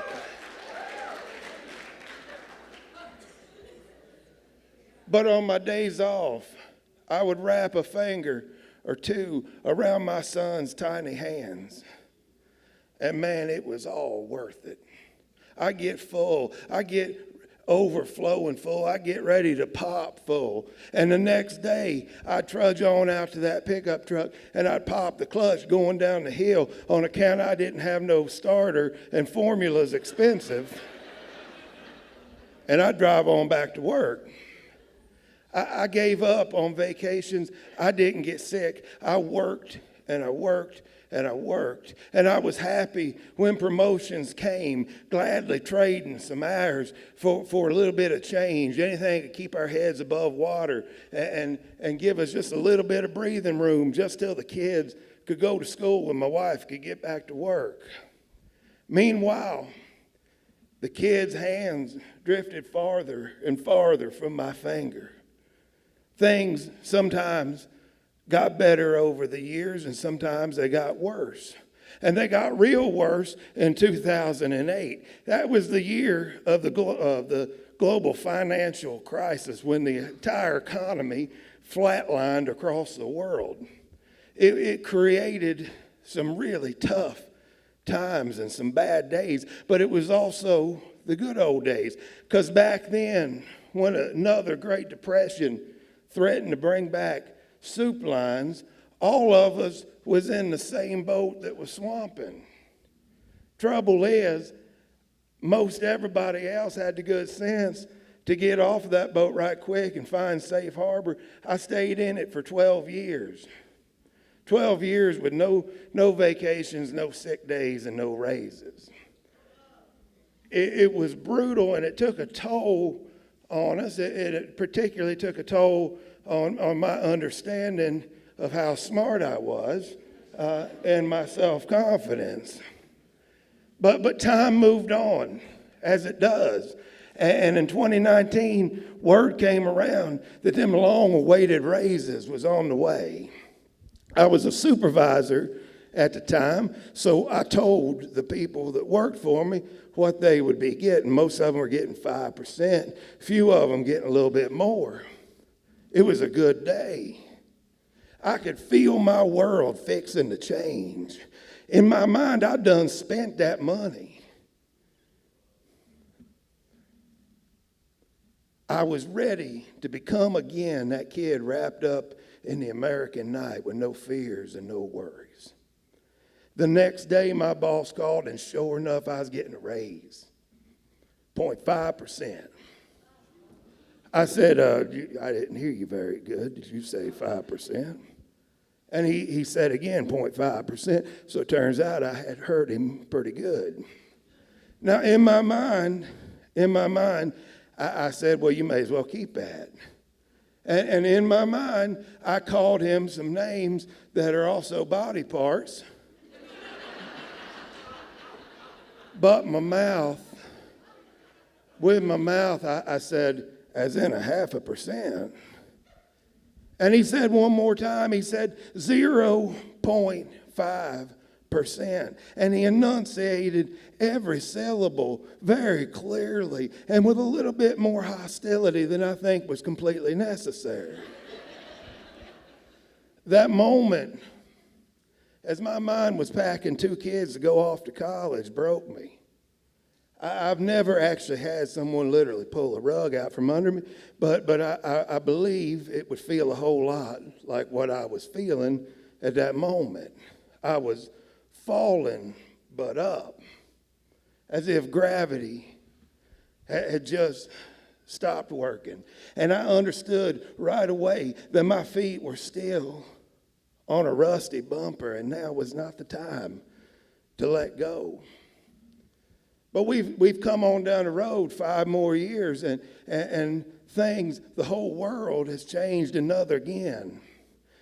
My kids are grown and mostly flown and out doing their own thing, and my wife is straight up killing it. She's like that 1980s commercial. She's bringing home bacon and frying it up in the pan and doing all that sort of thing.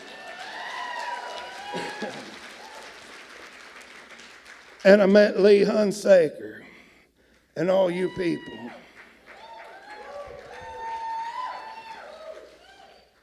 So tonight, I unwrap my finger from around that Dodge Ram Holler ornament. Tilt my head back into the American night and lift my feet off of that rusty bumper.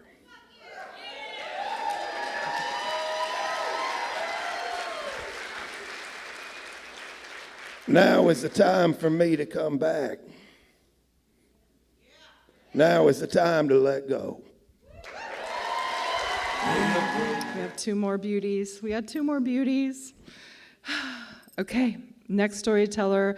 Another one I stalked. I did. It's true.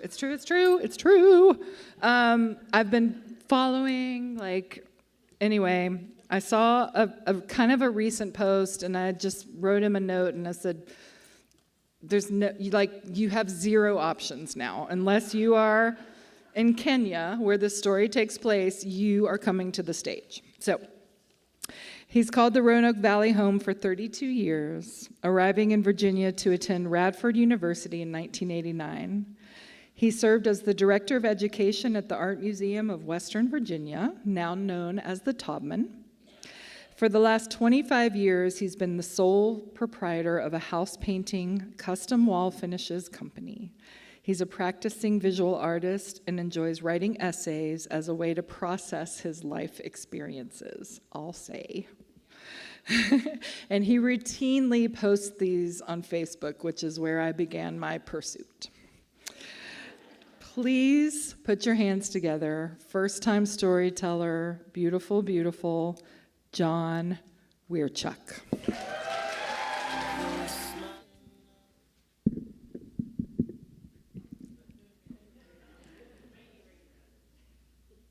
It's 2 years ago, and I'm standing in an old church courtyard, and it's all gray, and I'm confused because on top of the high walls, there's barbed wire.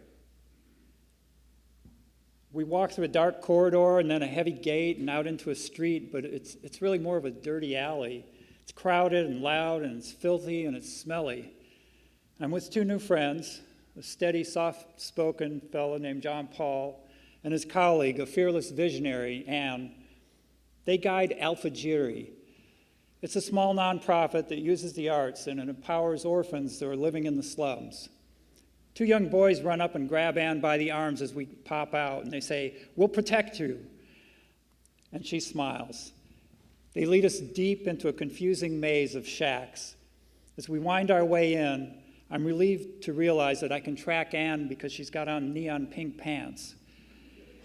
We're in Nairobi, Kenya. It's a city of 7 million plus, and we're in the middle of a slum. How in the heck did I get here? Like most of us in this room, I suspect, I got thrown by the pandemic. I feel lucky.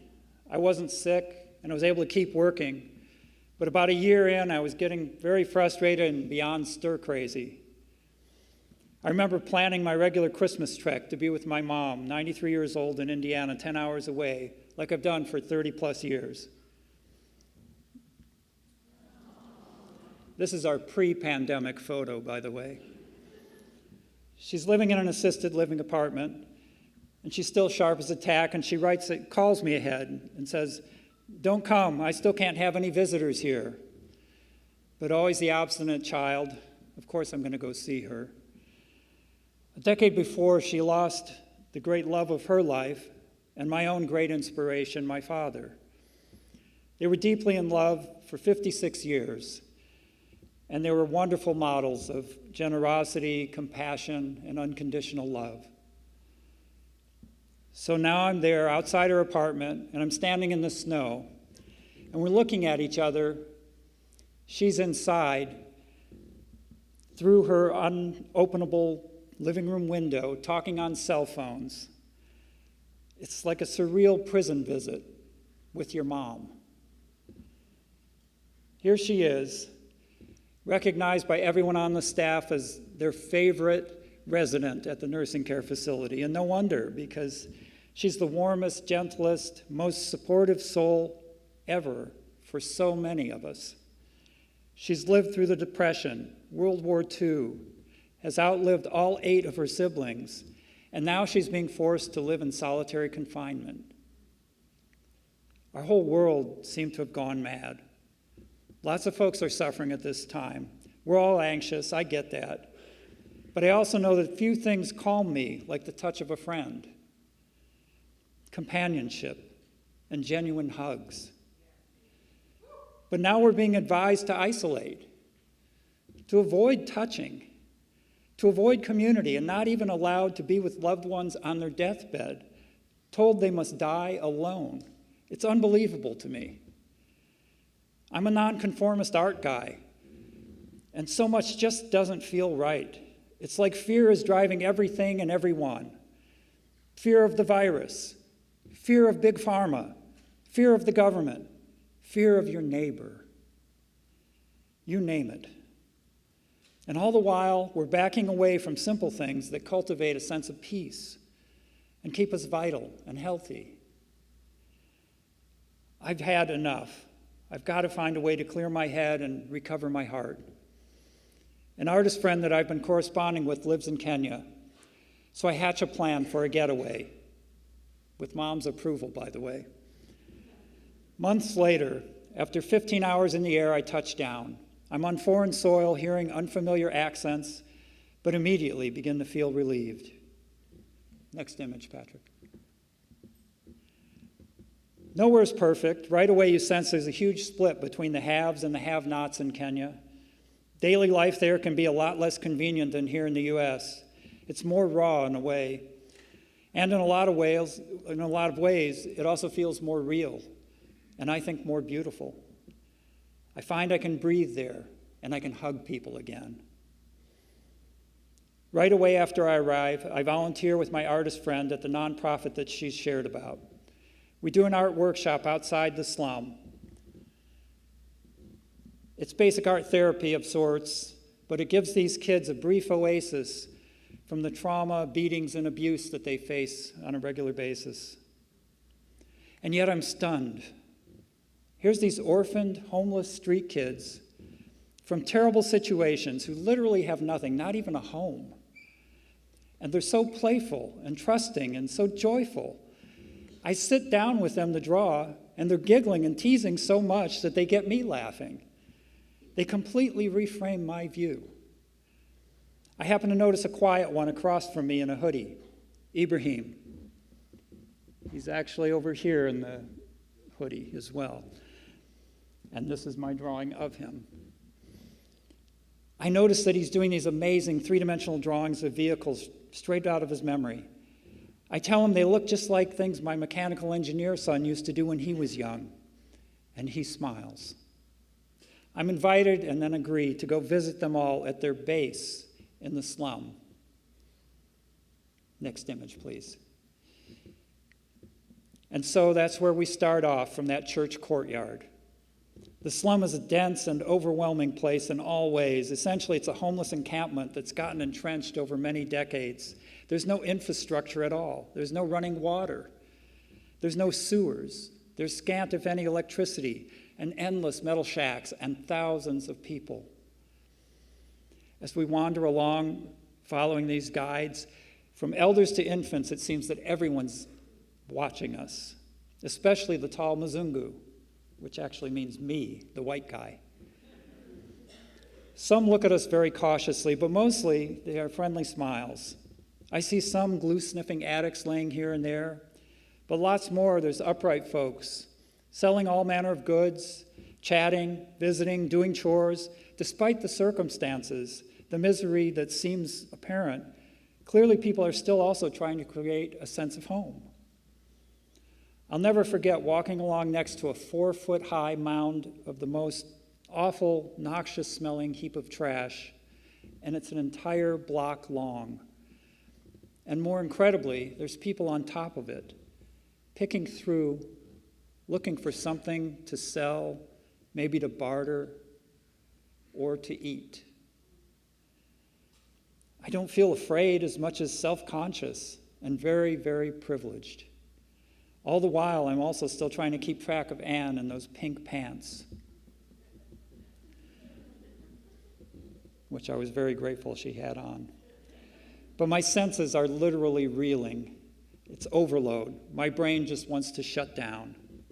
Thankfully, her guardians finally lead us into a small, muddy space between some shacks. It's their temporary sleeping spot. They're nomads because they don't have a home, and they stay in a spot for a little bit, and then they get chased away or beaten or forced to move on. It's their base, as they call it. The boys are very excited that we've come. Somebody actually knows that they exist, maybe even cares a little bit about them. A tall, charismatic one who recognizes me and who's renamed himself, this is the truth, Bill Gates. This is Bill at the top there. Calls me over, and he schools me on the proper way to fist bump in the slum. Amid the laughter, though, I notice that a few of them have glazed looks, and they're holding their fist up to their chin. I'm told it's a rag in their hand with a few drops of jet fuel. It gives them a high, puts them in another place outside of their misery, and it takes away their hunger pangs. Then I see Ibrahim. He's also clutching his fist, and our eyes meet. I go over to him. I cajole him into showing me what's in his hand. He opens it slowly. I tell him, I know you could do better. Maybe you could toss it in the garbage trough. He hesitates for a bit, but then he does. I feel like it's my good deed for the day.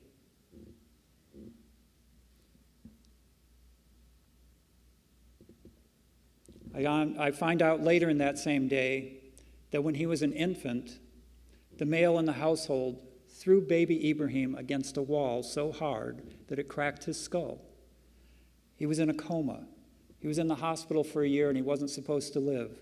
He's a miracle of sorts, just being alive.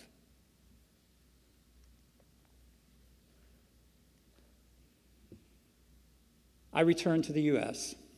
A few months later, John Paul writes me that Ibrahim has asked Alfajiri folks to help him find a way beyond life in the slum.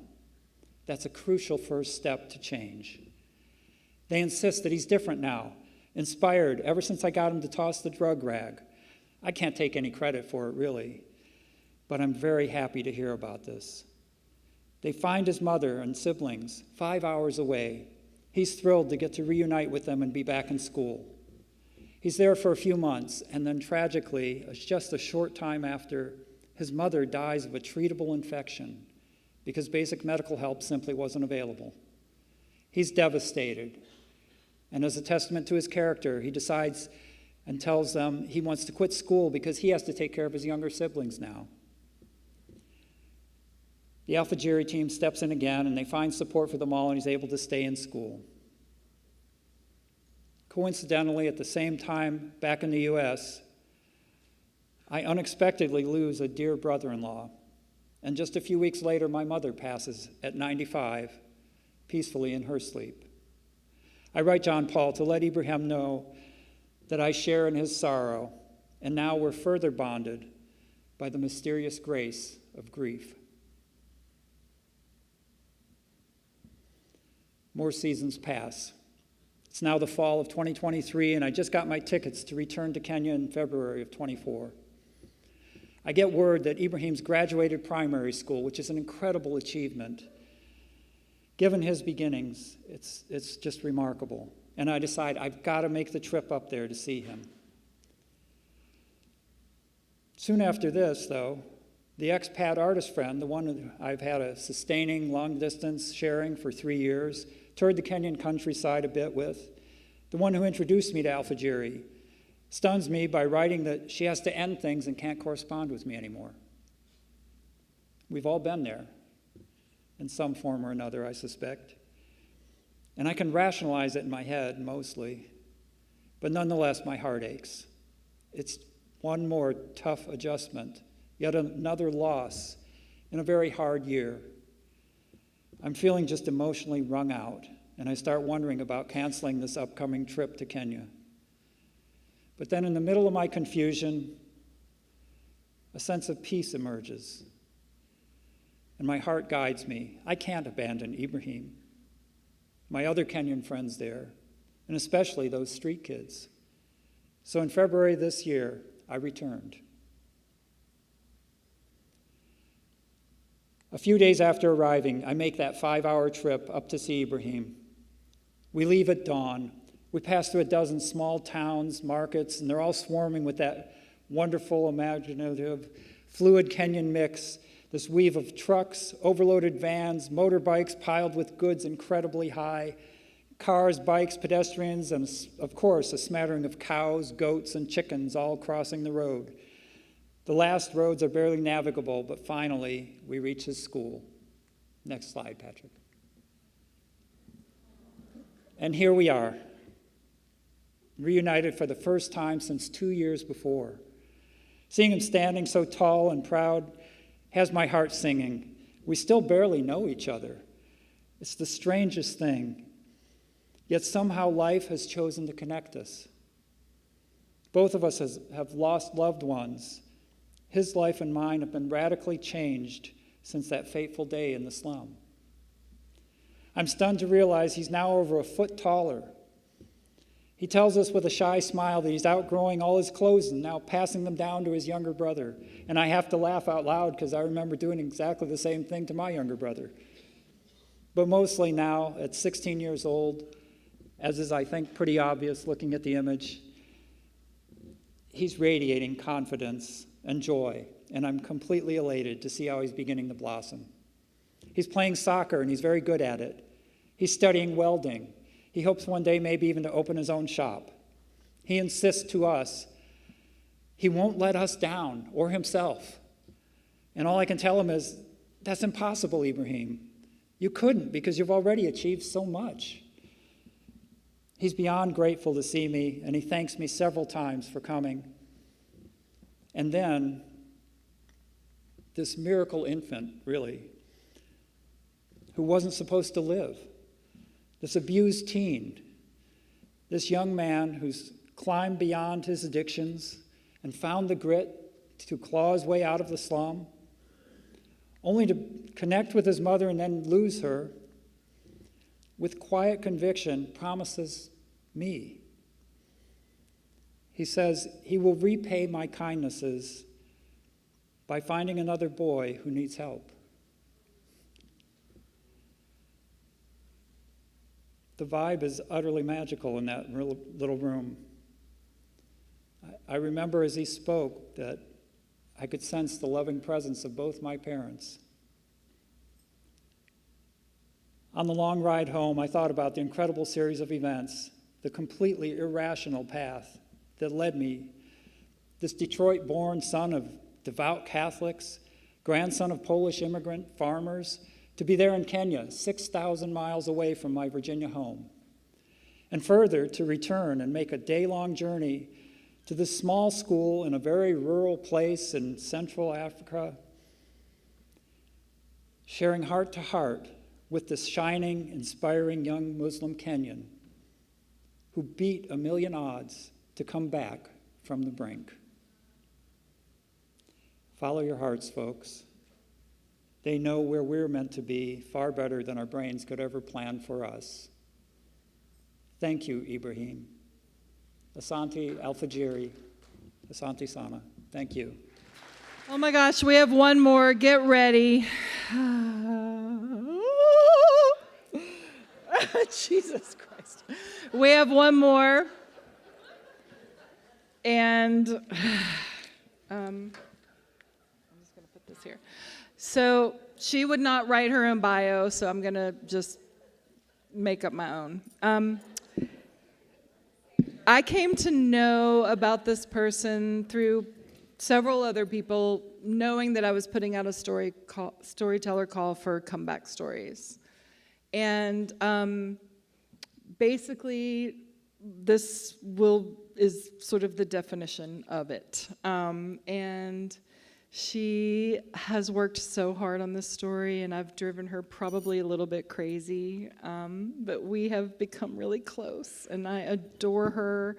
I'm in awe of her, and I admire, and she's for sure my hero. So this is our closing story. A closing story for this section of the night. I know we're running a little late. Hoot and Annie is gonna go in flight real soon, but please lean in for this first timer. Beautiful story, and that's all I'm gonna say right now. Please welcome Courtney Downs. All right, I'm about to bring a little bit of Southeast to the Grandin.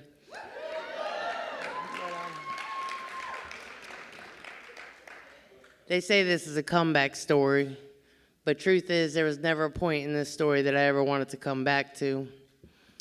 If you're a person that's been in Roanoke for some time, I more than likely asked you to spare a dollar or two when you walked by one of my encampments under the bridge, or when I was sitting on one of the tables downtown, bundled up in a dirt-stained, raggedy blanket, smoking a cigarette butt that I found on the ground. You might have even seen me walking around Southeast screaming out lyrics to a song only I could hear. Yeah, you know me, you just didn't realize it. I was born to a family tree with root rot from decades of generational curses. My earliest childhood memories were filled with flagrant acts of violence and unspeakable episodes of abuse in every category you can think of. Sprinkle in a dash of neglect, a pinch of abandonment, and you can create the perfect recipe for dysfunction and self-loathing. I'm not going to say there wasn't any love. They did the best that they could, but it wasn't enough. The seeds for my incessant drive to escape reality were planted real early on and took the shape of fantasy and food. As soon as I was left by myself, it was off to binge watch my favorite television shows while eating the cream out of all the Oreos. Television shows like The Facts of Life or Punky Brewster became the yardstick that I measured my life against and instilled in me a faint belief that there might be hope for a happy ending. At the age of 9, my sister gave me my first drink, a screwdriver. These were the things that brought me comfort. Over the next 2 years, I bounced between two parents, two dysfunctional households, enduring varying degrees of abuse and neglect in each household. At the age of 11, my mother threw me out on the streets of West Palm Beach, Florida. I ended up alone and homeless. I was ushered into a dark world of human trafficking, used as a drug mule. If I wasn't sleeping outside, then I was sleeping in strange men's homes. I wish I could tell you how that felt. However, fear can be elusive. I was so afraid I wasn't afraid, but I was able to disassociate and think about scenes from them sitcoms that I had watched or sing the theme music to like a different strokes in my head. Trauma just became the norm, just par for the course. Each time school authorities would notice my absence, my mother would come scoop me up and, just long enough until no one was paying attention, and then it was back on the doorstep again. My first encounter with rehab was at the age of 13.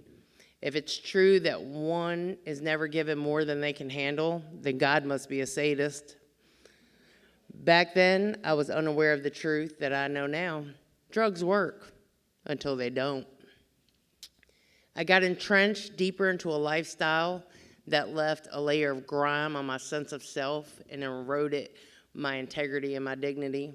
I jumped from one toxic relationship into another, much like my transitions between different drugs, all in pursuit of finding the perfect, sustainable solution that would fix everything. If you were to ask me my drug of choice, I would tell you more. It didn't matter what it was as long as I had more. I just needed to fill that gaping hole in the pit of my stomach. I had a tapeworm of the soul. Needles were a constant presence, injecting a pseudo sense of hope that had eluded me elsewhere. Amid the bleakness of my reality, there were fleeting moments of clarity, though. I'd noticed the overlooked beauty in life, sunlight filtering through the rain-soaked leaves, the caress of a gentle breeze on my sun-scorched skin, the vast expanse of the night sky. Sorry, my papers keep sticking together. These glimpses would stir a restlessness within me, compelling me to seek change and to get clean. Everything changed again when I was 23 and became pregnant with my first son. I met his dad when we were living in a halfway house after a stint in rehab. I thought I was finally going to live out my sitcom dreams, get a fresh start, and create my own little happy family. Yet I soon learned the hard truth behind the adage about relationships and rehabs. Don't. My happy life quickly turned into a horror movie. I was living with Norman Bates, personalities and all. When my son was just 2 weeks old, I made a move back to Virginia. With my tiny disability check and a lot of determination, I became a CNA and an EMT.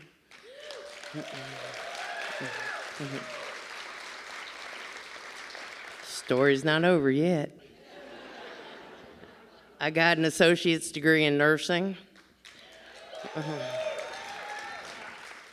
But unfortunately, I also reunited with Norman Bates for the sequel of Psycho and got pregnant with my second son. All I can say about that is Papa was a Rolling Stone, except the only stones were the rocks that he was smoking. We imploded once again. With the image of those happy sitcoms in mind, I aimed to provide for my boys as a single income household. I worked tirelessly to provide a stable life for us. Unfortunately, while caring for a challenging patient, I sustained a severe back injury and had a perilous but bittersweet reunion with opioids.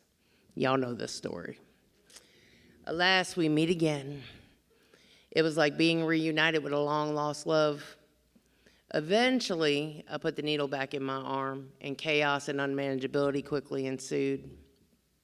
Over those years, I witnessed the devastating impact of addiction on my friends and my family. It began to erode at the modest achievements that I had made up to then. Despite my efforts to find the right circumstance to rebuild my life, success eluded me. Then I was introduced to meth. Meth was a plot twist I'd never seen coming. My love of meth resulted in losing everything that I held dear. I lost my children, my relationship, my home, my car, my career, and along with them, my dignity and self-respect and will to live. My grief was palpable, a tangible force that seemed to erode at my very sense of being. The institutions I was then committed to recognized my need for further assistance, but with limited options available, they sent me on a 4-hour journey by cab, Medicaid cab, leaving me at the intersection of Dale Avenue and 4th Street, right in front of the Roanoke Rescue Mission. Life in Roanoke presented to be a struggle right from the start. The city became a canvas for my suffering. I relinquished my grip on reality. I weathered winter's fury, huddled, sheltered under a porch of an abandoned house. Risk became a constant companion. I consistently perpetuated my own trauma over and over again. I sank deeper into apathy, Convinced that my absence was a kindness to my children, I found myself once again caught in the cycle of jails, institutions, and death. I'm pretty sure I had a stroke in one of them pictures too, to be honest with you. By the age of 39, I had attended 23 rehabs and surpassed a count of 100 psych hospital stays. Psychiatric wards and rehab facilities became my havens, places of refuge when life's burdens grew too heavy, when withdrawal became too overwhelming, when trauma struck too deeply, when hunger grew intolerable, or when fear became all too real. I knew the system well enough to find temporary solace within those walls, using them as a means to recuperate and gather my strength before facing the world again. Alone, I felt powerless to change. It took a friend from one of my recovery groups to confront me with a hard truth. My run was over. I was the only one that didn't realize it. He pointed out the potential I had to make a positive impact and help others, if only I could move beyond my past traumas. On the day I appeared in court, the judge inquired about my noncompliance with abstinence. To my own surprise, the words that came out were raw and honest. I said, I don't know why I keep doing what I'm doing. But what I do know is that if you let me go today, and I know this, you know this, and the Commonwealth knows this, I'm going right to the dope man's house. The judge decided on a course of action that led me to a therapeutic behavioral management program within the jail. It was a challenging journey. It was only supposed to be 4 months long, but I'm hard-headed. It took 10 months to complete. You don't survive that long without being a little hard-headed. Yet it was this program that broke me down and reshaped me in ways no other had before. Upon release, I transitioned to a halfway house, engaged with the 12-step fellowship, participated in IOP, that's intensive outpatient program, for those that don't know, and embraced new approaches to life. For the first time, I allowed myself to be surrounded by the love and support of those who had walked this path before me, leaning on their guidance. The very community I once disrupted became my pillar of strength and held hope for me until I could hold it for myself. Prior to this, surviving the present moment was all I could see. Dreams and aspirations were foreign concepts. Now I know without hope, I lose the very essence that fuels my journey forward. Without hope, the world becomes a place where dreams fade and spirits wither. But with hope, every challenge becomes an opportunity and no horizon is too distant. And today my life is full of abundance of hope. My journey, thank you.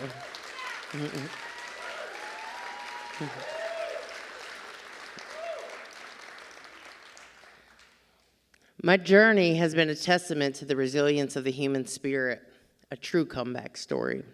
From the depths of addiction and brinks of despair, I have risen to reclaim my life and my purpose. Since October 2019, I embraced sobriety and welcomed back the children I once feared lost.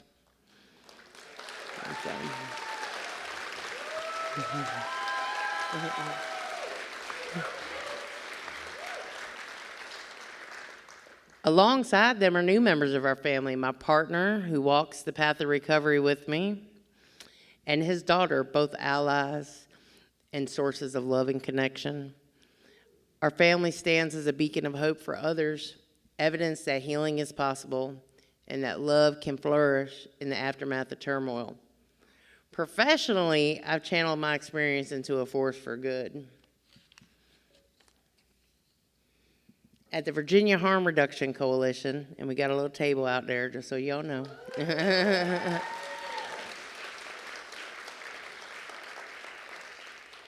I've achieved remarkable success in supporting people who use drugs that are affected by viral hepatitis. My work, rooted in empathy and understanding, has given me the opportunity to serve those who still find themselves where I once was. By offering a hand to uplift them or simply sit with them in solidarity, I affirm that everyone deserves compassion regardless of their circumstances. Yeah.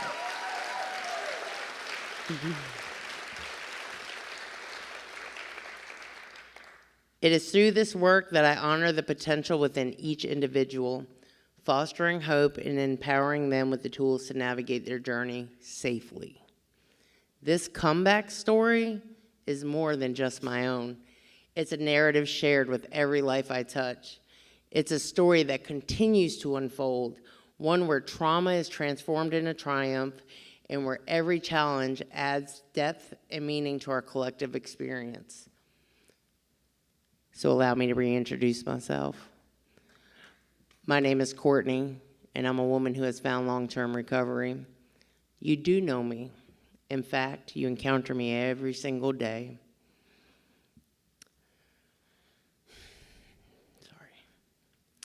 I am reflected in the weary individual that approaches you for change at the gas station, in the desperate mother in the median hoping to find shelter for her kids for the night, and in the frustrated man by the roadside making a statement of existence regarding his neglect. The truth of our existence is that we're all interlinked. We are all reflections of one another's journeys, each with our own struggles and triumphs. Together, we demonstrate that no matter how far we may fall, there's always a way to come back, to rise and reconnect with the world around us. Thank you. Courtney, Jen, Shannon, Marilyn, Mark, John, Christy, and Joe. Look at these people. Take a bow. Yes, bravery, truth, breaking down the walls, breaking down the stereotypes, understanding that we're all just human beings doing the best that we can in this freaking world, right? Let's remember that compassion and love for this, all this. Oh my God. Okay, Sam, Grandin, all the people, PBS, we love you. We are running late for Hoot Nanny, but it is going to be a thing. So stick around. Go out there and see Building Beloved Communities. Go see Virginia Harm Reduction. Get a t-shirt, get a beer. Come back in here. It's going to get rowdy. We love, we love, we love.